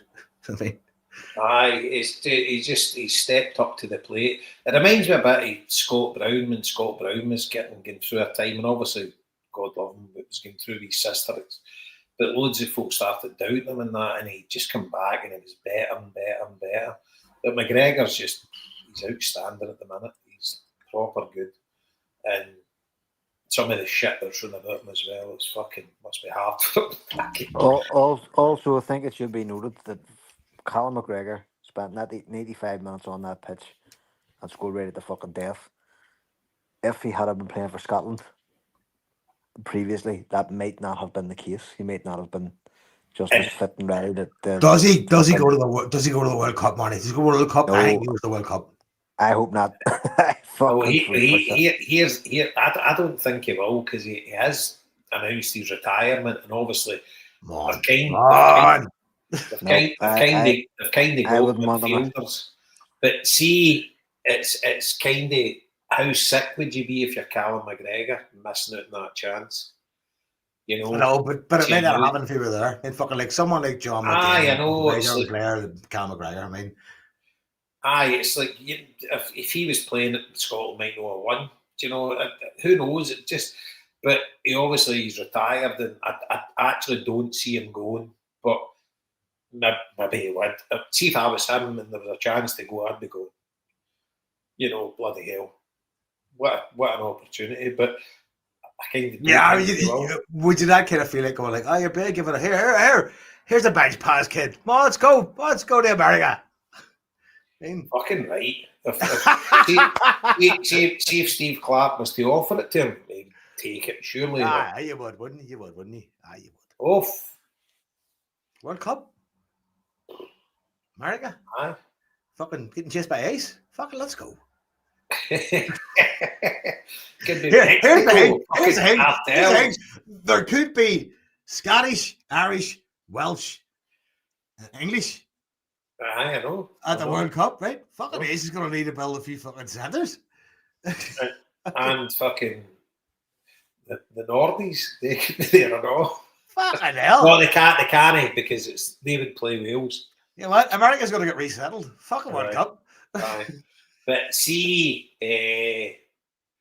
but obviously you probably haven't seen it with all the Scottish newspapers and all the things that are coming out now about how you're getting into like fucking war zone. See some of the Mexican places where their games getting played. Fucking, they're ran by cartels and that. Fucking, you imagine that Tartan Army down there? They'd be fucking drink with them.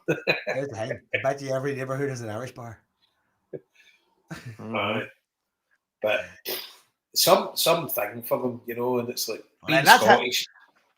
That's how we close this podcast. It's international football, which is generally shit talk on this podcast. But I think we're talking about. No, we need to do a bit of Wilfred Nancy, because he's definitely better. He looks like he's the guy. What do you think? I'd say the wee bit earlier on about. What do you think? Well, after that video, was it Marty? You said it into the chat. I sent it. You said it after watching that, I was like, sold. The guy that was talking about him knew everything about him. His progress, the way he's seen, the way he's valued by players, the fact that he knew Alistair Johnson, the fact that he when he'd been given a contract, the contract was renewed well in very quickly into the period where it was going to be renewed, and it seems very positive. It also and it doesn't seem like bullshit, right? Because it's very easy to read bullshit in the press.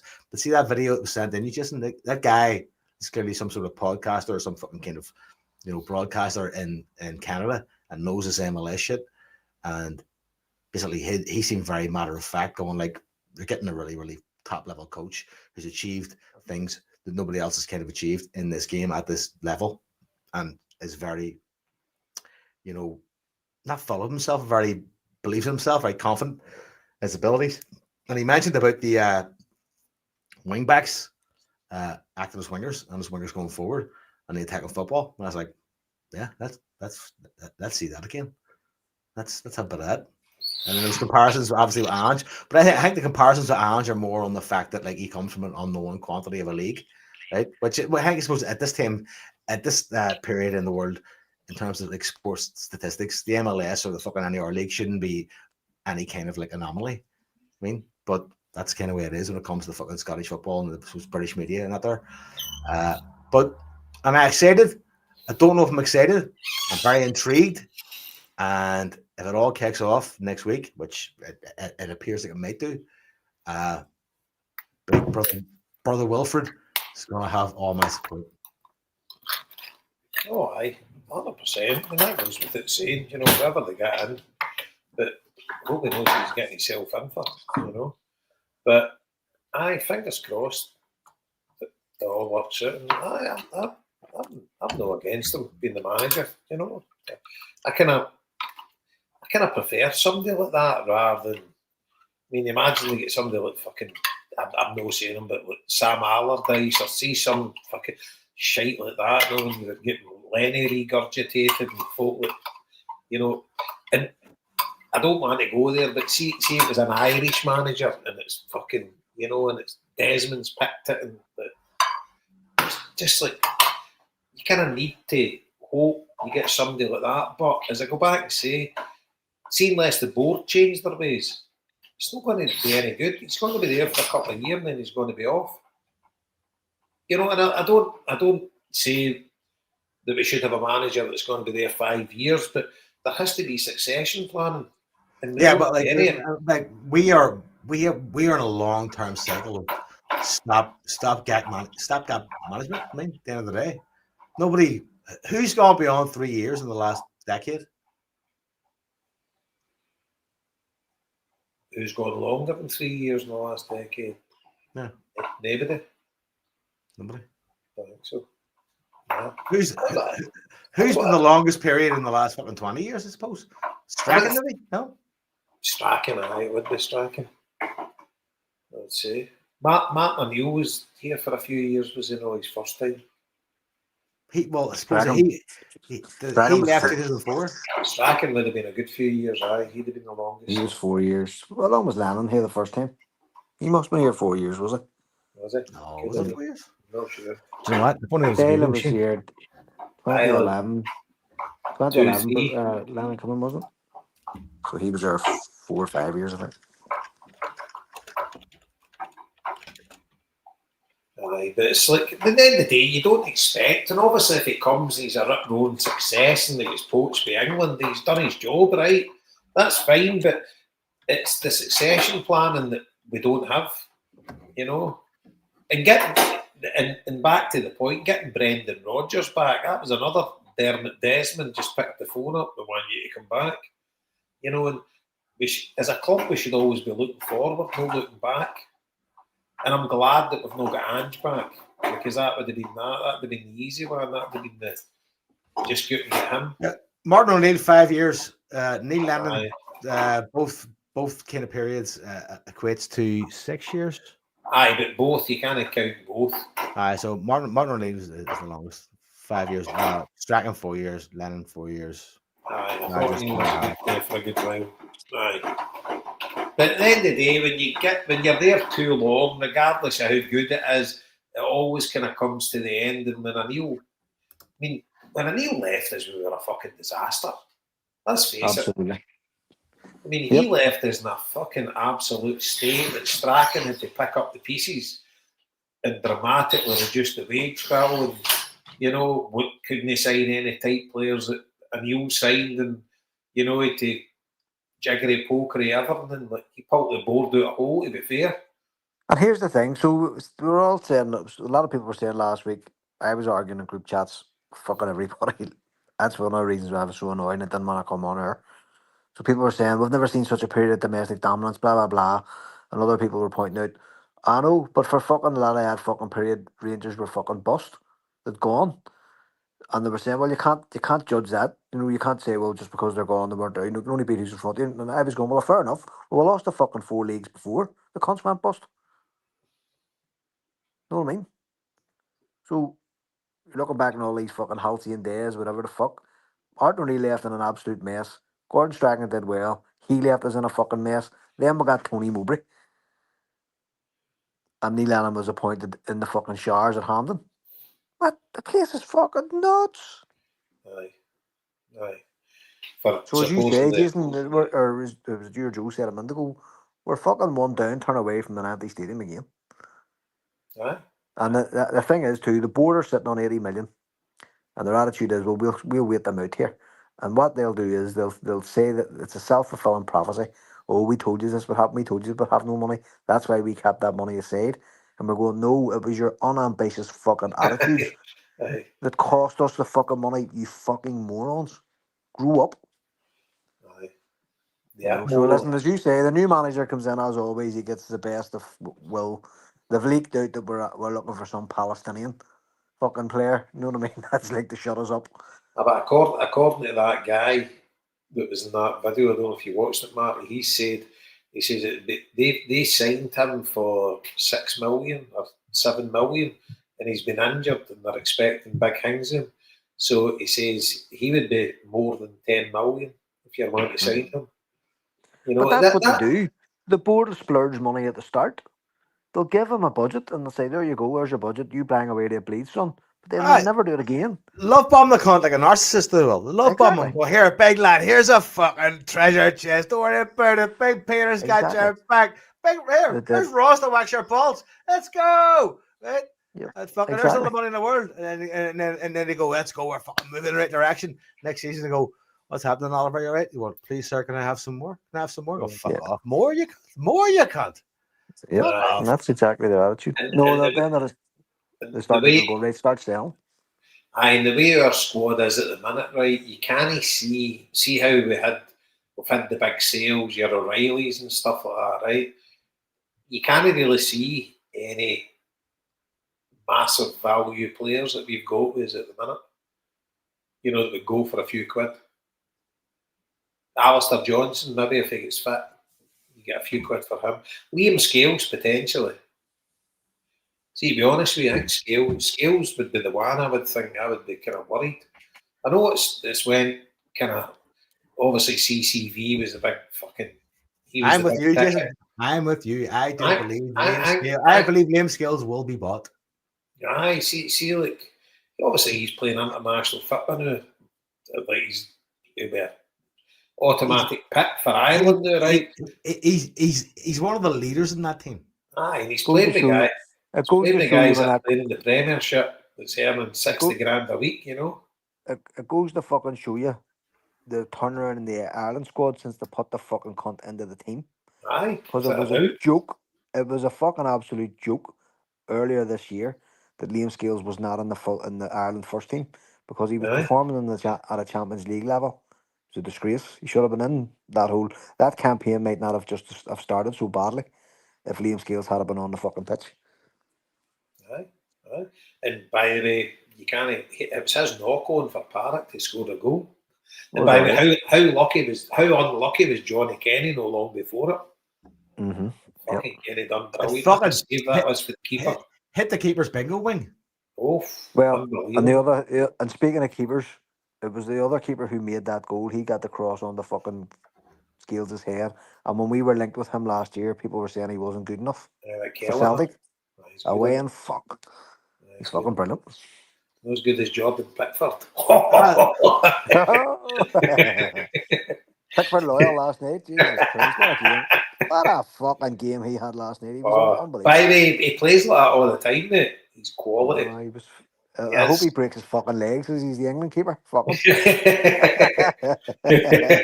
Sorry, Jordan. But aye, so we're on the international football now. I need to give Scotland a wee mention for fuck's sake. Oh fucking hell! What a game of football! What a game of football! John were watching it. Fucking unbelievable. Oh, here, by the way, that's what we should do this first. Saudi Arabia. We'll just pass on that one. Okay. I wouldn't be rushing back. Put it that way. You fuck all the time. I'm not. Fucking Saudi Arabia. Die fucking boredom. See, you want a bottle of vodka, 400 quid. Okay. And the guys that are punting are obviously somewhat of drug dealers out there because they're taking some fucking chance. Both get your hands cut off. So at the end of the day, fucking fruit juice all the way. But aye, it was all right. It's good to spend some time together. But Right, to wrap it up, the fuck. No, we're talking about international football. Scotland. Watching the Scotland game, unbelievable. And just That's brilliant there. And I hate I hate the SFA. I hate all the Blazers and the fucking assholes attached to them. I hate the pundits. All the fucking Huns being rolled out to do the commentary and in the studio and at the pit side, every one of them was a Rangers fucking dick. But for my mates in Scotland who support Scotland, I'm absolutely delighted for you. It's just that release of energy and enthusiasm and joy, just joy at the end of it. And then for our players, for the likes of Kieran Tierney, whose goal was fabulous. Do you know what I mean? Absolutely. And people were going, well, you can't say, it was not like it was a fluke, but it was like, well, he's not a striker. So you wouldn't expect him to score that type of goal. You're going, no, sorry, he did it for Celtic a week before. It was exactly the same, except it was on the other wing, from the other side of the pitch, wasn't it? Aye. So it's like, just brilliant. Absolutely smashing. I'll tell you something now, right? Obviously, I tell them, I says, I'm never going to let you live this down. But anyway, back to your point, Marty, right? See about the old Rangers Celtic thing with Scotland, right? When I was a kid, right, I wasn't interested in Scotland because it was totally like Celtic players would get booed and stuff like that, right? And I know Schmeichel get booed, but I don't think it was pantomime booing, right? But see, I've been to a few Scotland games, no money. I've only been to a few at home. I had a ticket for one at Wembley and I gave my ticket away to some guy for the Tottenham. It was devastated. He wasn't going. I wasn't really arsed. I went and watched it at the pub. So I'm a kind of closet Scotland fan, right? I'll get fully on the bandwagon when I get to the World Cup, right? But I'm a Scotland fan, right? But no any great shakes. But see that when you go to games, like there's definitely more. It's maybe because the new Rangers are here now, and it's like everyone's kind of settled down again. It's kind of maybe a bit even Stevens. But see, like when they went bust and all that, see at Scotland games, it was more anti-Rangers than anything, and which is incredible for when I was a kid, right? But let's face it, the vast majority of Scotland fans would be non-Celtic Rangers fans. Celtic Rangers fans would still make up a load of the support because obviously the biggest fan base in Scotland.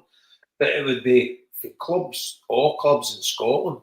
And loads of them would be they'd be anti-Celtic and anti-Rangers. But see, to be honest, you see when they go to watch Scotland, it doesn't really come into it. They just go and watch Scotland. So see the bubble that we live in, Celtic and everybody's against us and all that kind of. It's kind of no a factor with Scotland, which I like. It's like the country does kind of unite to a certain extent. You'll have your mad loyalist Rangers fans that like England and all that, they hate the SNP and all that. They probably wouldn't like Scotland now. Whereas I'd say the majority of your Celtic fans now would probably like Scotland. Although you get a lot of Celtic fans would be Scotland daft, like proper into Scotland. But you get loads that are the arse one way or the other, but they still kind of want to win. And then you would get ones that would hate them and would like Ireland, You'd obviously get ones that don't mind them and like Ireland, but it's a big mismatch. But see, to be honest with you, I don't really care. I just want Scotland to win, and I don't care who they play for when they play for Scotland. As long as they win, I'm happy. So anyway, there's a full generation of kids in this country that's never seen Scotland in a World Cup. If you're 30 or under, you've never seen Scotland in a World Cup. You'd have been 2-year-old the last time we were in the World Cup. So it's a massive, massive thing for the country. And fair play to the old Steve Clarke, because everybody was decrying him, went with him after the Euros, and kind of rightly so, because they were fucking disaster. But it's a massive, massive thing for the country. And it's, when you look at a club football in European context, it's fucking shambolic. But then you look at a national team and you look at some of the players they've got. 3 of their goals out of 4 they've graced any stage in the world. That McTominay's overhead kick seemingly is the highest anybody's ever jumped for an overhead kick since records have began. It was like 8'6" for somebody's fitness there. It's actually, since records have began, it's one of the best goals you'll ever see. He is a big lanky cunt, in fairness. But think about that, right? See, when you were a kid, everybody wanted to score an overhead kick because you'd seen Pele doing it. You'd seen Brazilians doing it, and you were like, fucking, that's just the best goal ever. As soon as that ball left that Gannon Dolt's foot, he was fucking in the air waiting for that to come. That guy's a fucking genius. How do you hear that? In fact, it was. You know what I loved the most about it, Jason? It wasn't smashed. It was kind of placed. But how does your brain work? That as soon as you see that ball, you're like, that's what I'm going to do. Practice. In fairness, that ball was fucking just hung up to be. It was like a peach. Oh, that was unbelievable. And then fucking, to be fair, fucking Shanklin's goal was obviously it was a tap in, but it was a great move. No, here I love that goal. Do you know why? Because the only person that didn't move in that box was Lawrence Shanklin. He didn't move. He didn't move at all. Everybody else was just rushing around. He went, I just stand here. His confidence in the ball landed there. He was going, I just stand here, and it fucking hit his foot. It literally hit his foot. And then fucking Tierney's goal. My God, I mean, what a goal! What a strike! We all know the thing is. Maybe non-Celtic fans wouldn't they know he's got that in his locker. But every goal he scores for us is an absolute fucking belter.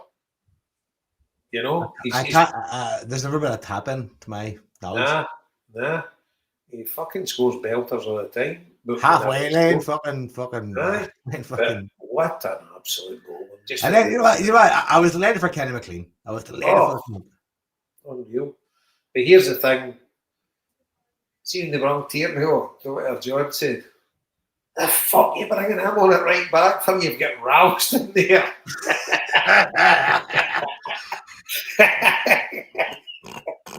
And he was serious because he's fucking on the wrong sort. fucking you've got a right back in the fucking bench. What you fucking, you know. See at the end of the game, it was pitched these says, you'll never forget that. You'll never love that. It's obviously a few thousand folk know about it as well. So if you ever see him, just say, what are you doing bringing Tierney on? You've got Ralston in there. It needs to be a code or not. All right, John, turn it right back, yeah? You ever see John Higgins, folks, just go, turn it right back, yeah? But aye, so there you go. But brilliant, fucking brilliant, and fucking just to get Ireland shit. The Ireland game was amazing too. Oh, it was fun, fabulous. My heart palpitations. I want Ireland to win as well. If Scotland play Ireland, I want Scotland to win, right? But I still want Ireland to win every other game, you know. But international football, I'm no mad on it, right? But I couldn't give a fuck. But here's the thing, right? Me and Marty have a mate, D McLaughlin. Right? What's D like? Block goes to every Ireland game home and away. All the Ireland games, right? He's a member of the West Belfast Ireland Supporters Club. He's a single man. He's his own gaff. He fucking lives his own life. You know what I mean? And he follows Ireland fucking home and away, and he fucking does it. If anybody deserves this, Adcon deserves it. Mm-hmm. Yep. Well, here the thing is, they're not through yet. You know what I mean? They've a bit to go. So. I know, but fucking somebody else hit me this week going like, well, they're not through yet. Going like, stop being a joyless cunt. Enjoy the fucking. No, it's not being joyless. I mean, it was amazing that it happened, and if you'd have watched them at the start of their campaign, fuck me, you'd never have predicted what happened. But I mean, Denmark are a decent level of a team. Do you know what I mean? To beat them was really, really encouraging. You know, because they thought to beat Hungary and they thought to beat fucking the other country. You know what I mean? So to beat a team that's actually really worth beating is a good. It's a good standard to be saying, well, we've done it. It's also the big Portugal have a young lad from fucking inner city, fucking. The Portugal game was insane. Like they dominated Portugal the whole game. I mean, they really did. They were. In a way, sometimes you get like last week, you get a smash and grab, but the Portugal game was totally different. The Portugal game was an excellent performance. They outplayed Portugal the whole match. And scored 2 quality goals as well. And the goals weren't, nobody could argue with the goals. And it helped. You see Ronaldo's skills and what he's capable of. Like, it helped that he got himself sent off. But again, it points to the player that Ronaldo is and why he hasn't been more successful in that type of environment. Like, he's totally an individualistic player, and it's, I suppose it shows you the difference between him and Messi. You know, where Messi, you know, it's all about Ronaldo. If I was Portuguese, I know they love him, and rightly so. You know what I mean? If Ireland had a player like Ronaldo, Jesus Christ, but he's such an individual rather than a team player, and for Portugal, it's such a pity. You know, you could just see his petulance, and he wasn't expecting to get sent off, and he was absolutely fucking banged to rights. It's as big a red card as you'd ever see, you know. And his attitude was, I'm not getting sent off. He was laughing, and he was doing crybath fucking things and stuff at the referee. Do you know what I mean? It's just his own arrogance. He didn't think he thought he was going to get away with it, you know. But the performance against Portugal was brilliant, and we all know we've fucking seen Celtic. You know, you can have Ferric victories whereby you have an amazing result against a class team, and then you go out and have a shake result against a poor team. Thank God that didn't happen at the weekend. Thank God I didn't think Hungary were poor. I thought they were a good side. A really good no, team. no, sorry, not a. Sorry, I think I said Denmark, didn't I? That was Scotland. That's the Hungary. Sorry, I meant to say Hungary.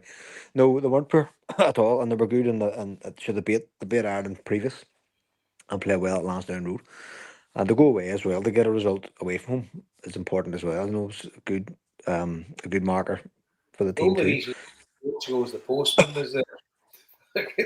Sean What's Kelly. The postman. Sean Kelly on a fucking on a Dublin tour. He's sell. The postman Listen delivers. here, there's no better man to do a fucking. Do you know what? We need to get fucking Sean Kelly those fucking Ray-Ban meta glasses, right? He's talking about, and we can just watch him. But you watch what he's doing. I swear to God, we'd make a fucking fortune for this Christmas appeal if we could monetize meta glasses on Sean Kelly kicking about Dublin. No, kicking about Dublin with Barney. Fucking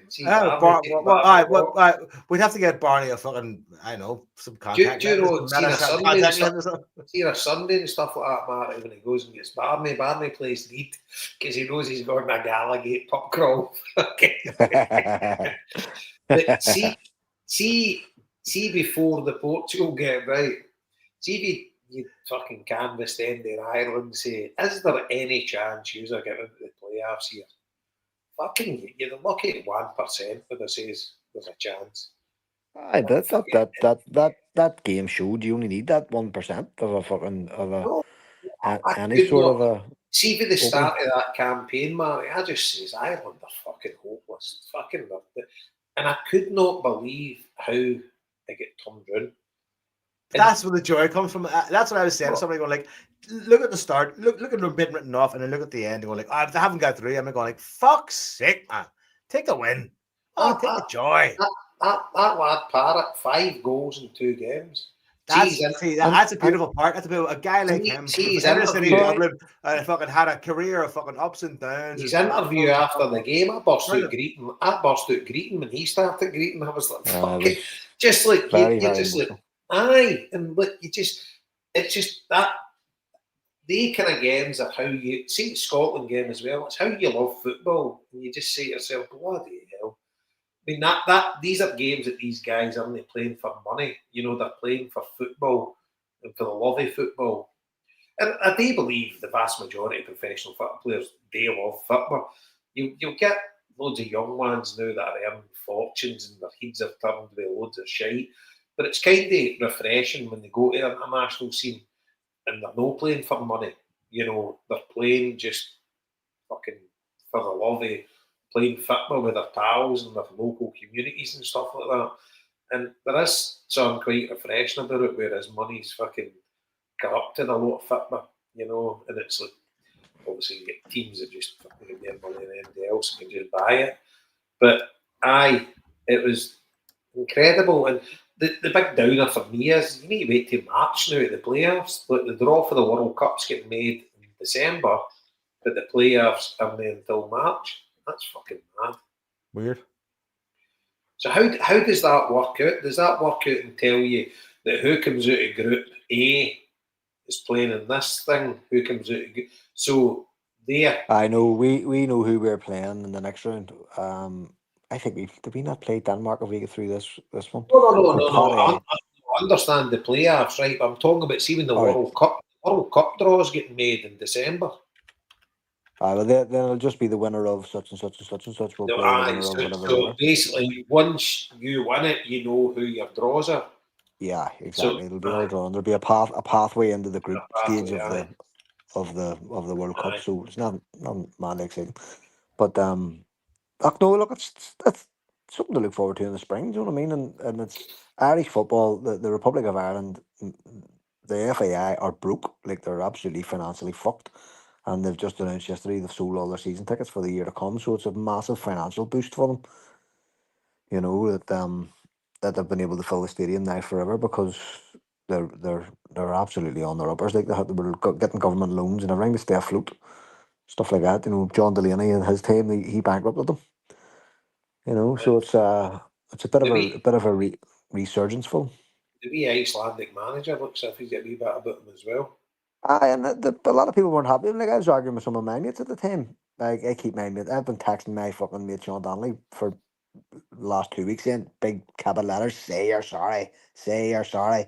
When he was announced, because the guy was a dentist, and before I pointed a fucking dentist, what the fuck? And I was going, listen, that guy did a good job with Iceland. You have to give him a chance. You know, he pulled that Iceland squad together and did damage. So let the man work. You know, he has to get to know the players. And as I say, look, if he's putting players like Liam Scales in, then he's learning. You know, you can tell that he's coming. To go back on your point about Troy Parrott's a cracking player and always was. Troy Parrott was at Spurs and got a really bad injury about 4 years ago that knocked him completely. Like he was out for ages, and he couldn't get a club to take him. Nobody wanted him, and he's now over playing for AZ Alkmaar. He had to leave England. 3.4 million they paid for him.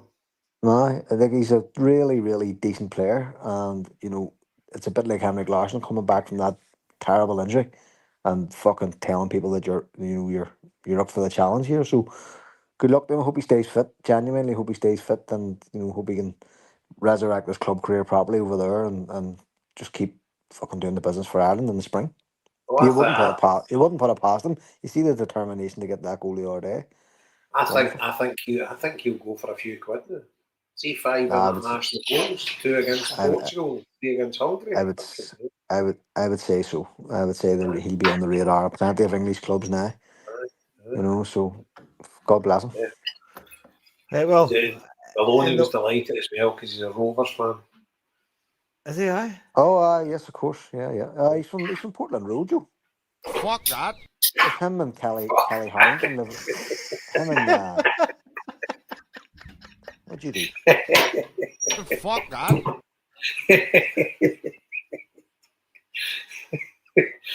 Oh god. At least we're finishing with a few laughs. There you go. You know what? We've been through the emotional rigor here. Through the mill. Do you know what though? Like I've said, just, people who have ever said to anybody, the rare people I've said about this podcast, they go like, "Isn't this podcast what you want, right? But it's not for you." Right? I just want to say a few words. We're not doing it for you. We're doing it for us. I want to say a few. We're expunging. A few words of indulgence for myself before we go. My mate Mickey Brody from Glasgow. Hold on, this is serious. My mate Mickey Brody from Glasgow, brilliant friend of mine from the Rutherglen Vogue. Mickey's mother passed away at the weekend. I didn't find out until after she was buried. So I just want to let Mickey know that he's in my thoughts. Absolutely top man. Anybody knocking about Rutherglen or the Vogue will know Mickey. King of the DM boots. He's about 500 pairs of DM boots and always stands out. A heart of corn, a real gentleman. And I just want to express my condolences to Mickey and the Brody family on the passing of their wee ma. So God bless you, Mickey. You're in my thoughts this week. God bless you, Mickey. You're the family. Okay. Folks, we've done well on it. We've done well. That was good. I enjoyed that. Hopefully Scatter Tees get back at some point next week. See how far we go as well, right? See the sack the board chance. I should have said this earlier. Can we not get something else? Because it's staying my tits in. Like a different melody. A different melody, like I want rid of the board as much as the next man, but see that constant punch. It's Stay in my mother. Right, let's leave that for the next fucking podcast. The We'll have boards, a the boards, Joe. the Joe boards. can. Well, we should get Joe to do a couple of different versions of it, and we'll all pick. Aye, We'll all pick which one's the best. aye, aye. Back, Get an Argentinian number going. Get rid of them. Hey, better flamenco. Back the sword. Let's go. Hail, hail, folks.